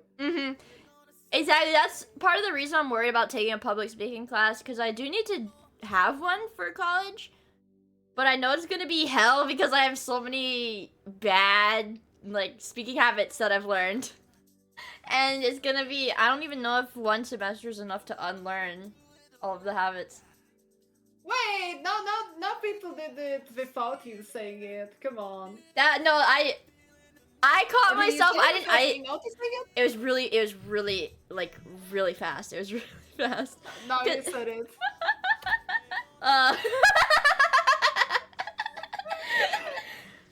That's what happens though. It ends up being a segue between words, so it flows, and sometimes I don't even catch it myself. Ooh, that was good. That was a good. Wait, did I? Wait. Yep. Fuck. Fuck, dude. I thought that one out, and I thought that you would have avoided the word. Yeah, I would have avoided it. You changed your sentence structure to avoid the segue of words that you normally use. I would like to avoid the use. That was that one's okay. Let me have that one. I draw. You can always say it. I wish. This is true. I aim to. That's I will do my very best. I aim to decrease my use of filler words. I strive to decrease my use of filler words in everyday conversation. Okay, yeah. Hey, there we go.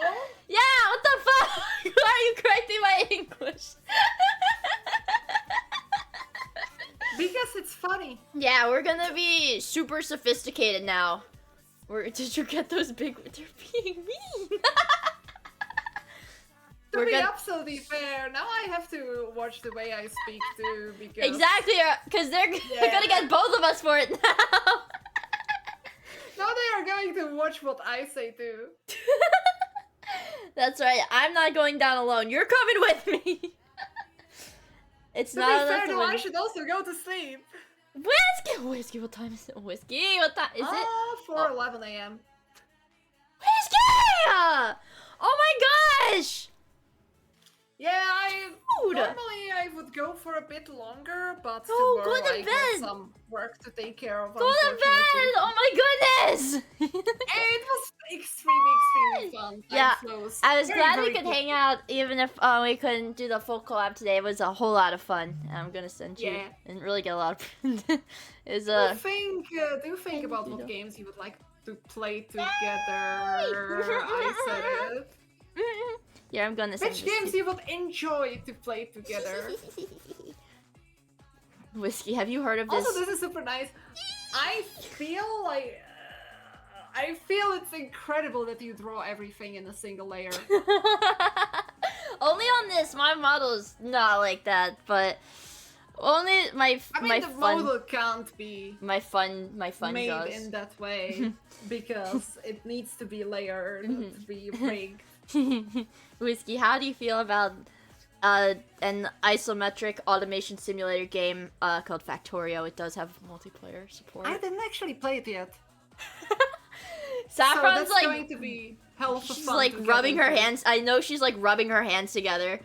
Cause me and her were talking about it would be cool to do a big VTuber Factorio multiplayer. Cause it's kind of like Minecraft. Well, it's So not. you're there judging me for rubbing my fingers together while planning the bar throwback and no, you are. This is a kind-hearted, wholesome, no fear involved. Factorio is a very not scary game unless you're afraid of bugs. The only good bug is that bug. I'm doing my part. That's right. See, you're a natural. You're a natural already. Starship Troopers is a really fun community game too. Oh yeah, I saw, like, I watched it, and I realized that they had like a video, like they made a video game for it. Fuck. I'm never gonna be free. And it looked super fun. I saw like quite a few streamers playing it a while ago actually. I don't remember saying Yeah, the word. I actually streamed it quite a bit with my stream, and people enjoyed it a lot. It's a fun concept, in my opinion. Well, I'm a fan. It reminds me of like that whole concept kind of reminds me of, not reminds me of, but it's got the same vibes as like Karen from StarCraft, or Space Rednecks. Space Rednecks.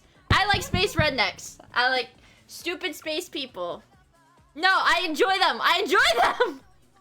You will really enjoy Starfield. There's so many games that I desire to play. Enjoy. Exactly.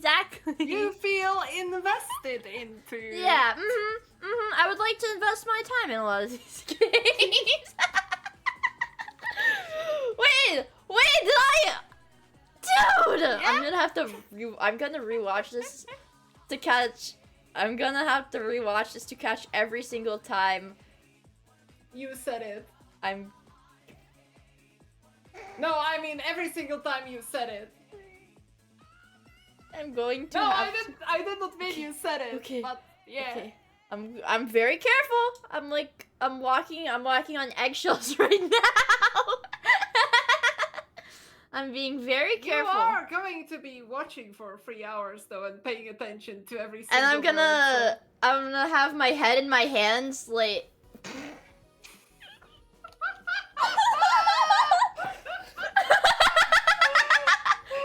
Oh, God. Thinking to myself, why did I say that?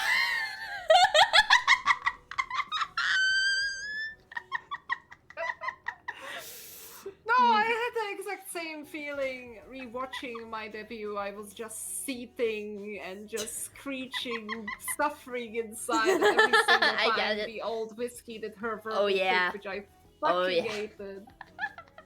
I get it. I was just like, hello myself. We have went a long way. Exactly. It's the progress that counts. Yeah. But I will head off to get some sleep. So Okay. Thank you so much Good for night, having me around. Thank you for hanging out with me. This was way more fun than whatever I would have figured out to do on stream today. So thank you for hanging out with me. I really appreciate it. It was a lot of fun. Hate me for sabotaging the normal program. It's okay. Good night, Whiskey. Good night, Miia. Take Have care. a lovely rest of the stream. Good night. Yeah, bye. That was Whiskey, guys. Your favorite blonde. Ooh, that's a touchy thing to say, isn't it? One of your favorite blonde women. One of your favorite blonde women. She's super awesome and she's super nice, super sweet, and I'm very grateful that she hung out with me today. And hey, wait, wait, this was... The Council of Lemon. Yeah, this is a member of the High Council of Lemon. She demands respect. I took my tinfoil hat off because I want to be presentable for the stream. Look at guys, look at these. Oh yeah, I like the whiskey soy jack. I'm gonna keep that one there. Little. I'm gonna keep the whiskey soy jack there. Guys, hold on, look at this one. I know someone in chat earlier was like, oh, this one's good, this one's good. I like... That one's cute. That one's cute. Auga! Hola mole. Woo, guys. Why can't you do something like that, Mia? I don't know. Why can't I? You gotta make one of you doing the other. Yeah, I gotta make some extra soy jacks. It gave me a lot of good ideas, a lot of soy jacky ideas. I'll be honest with you guys though. I don't think I have enough time to get into a video game this stream because, bad news? Well, neutral news. I'm not going to bed. Neutral news. I still have a little bit of homework to do. I have my... I have to do a writing piece, or actually, what do I have to do? I did my chemistry earlier this week, so that's like that was the brunt of my homework. That was like, so like our class uses like a program that like, it's called, hey, turn the fucking counter off!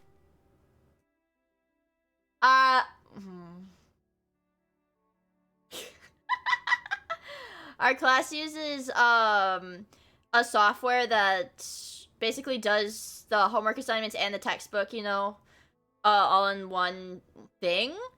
And the software will, like, estimate how long your homework should take you based on the number of questions and the content of the questions. They give me, like, 2 hours, not counting the recitation or whatever. 2 hours of regular homework plus that, plus extra credit.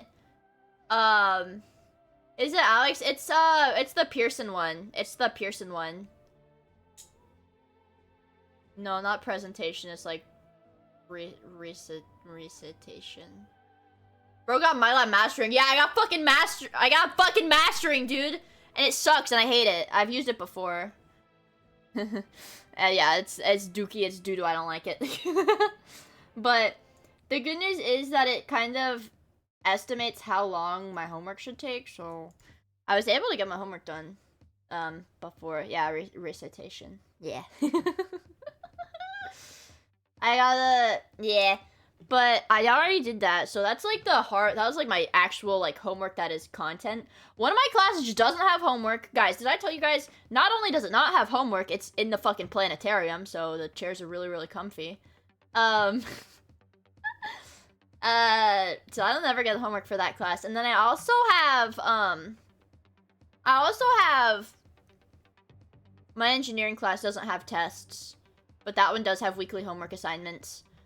My art history class has, I have to do a quiz because she opened a quiz this weekend.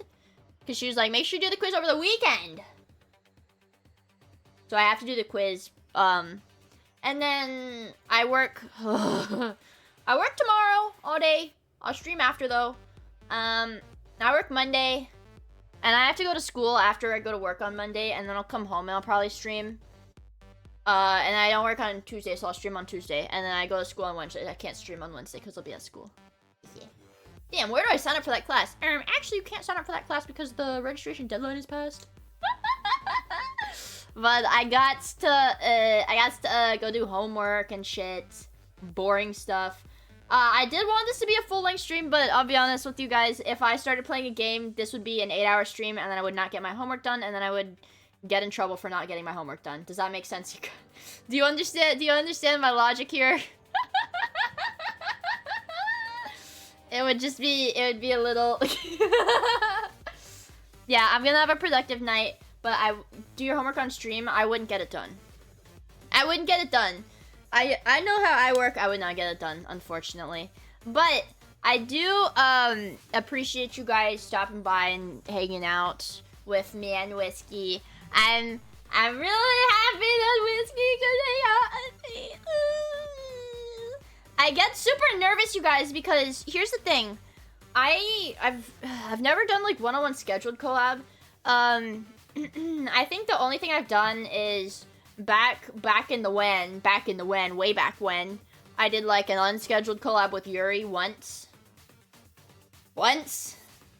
And never any other collab again. So it was really refreshing to actually just be able to talk and hang out. It was really fun, and I really liked it.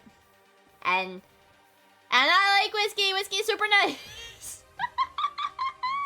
I like Whiskey. How did you manage to coax a cute girl to come into the shithole? I said pretty please with a cherry on top.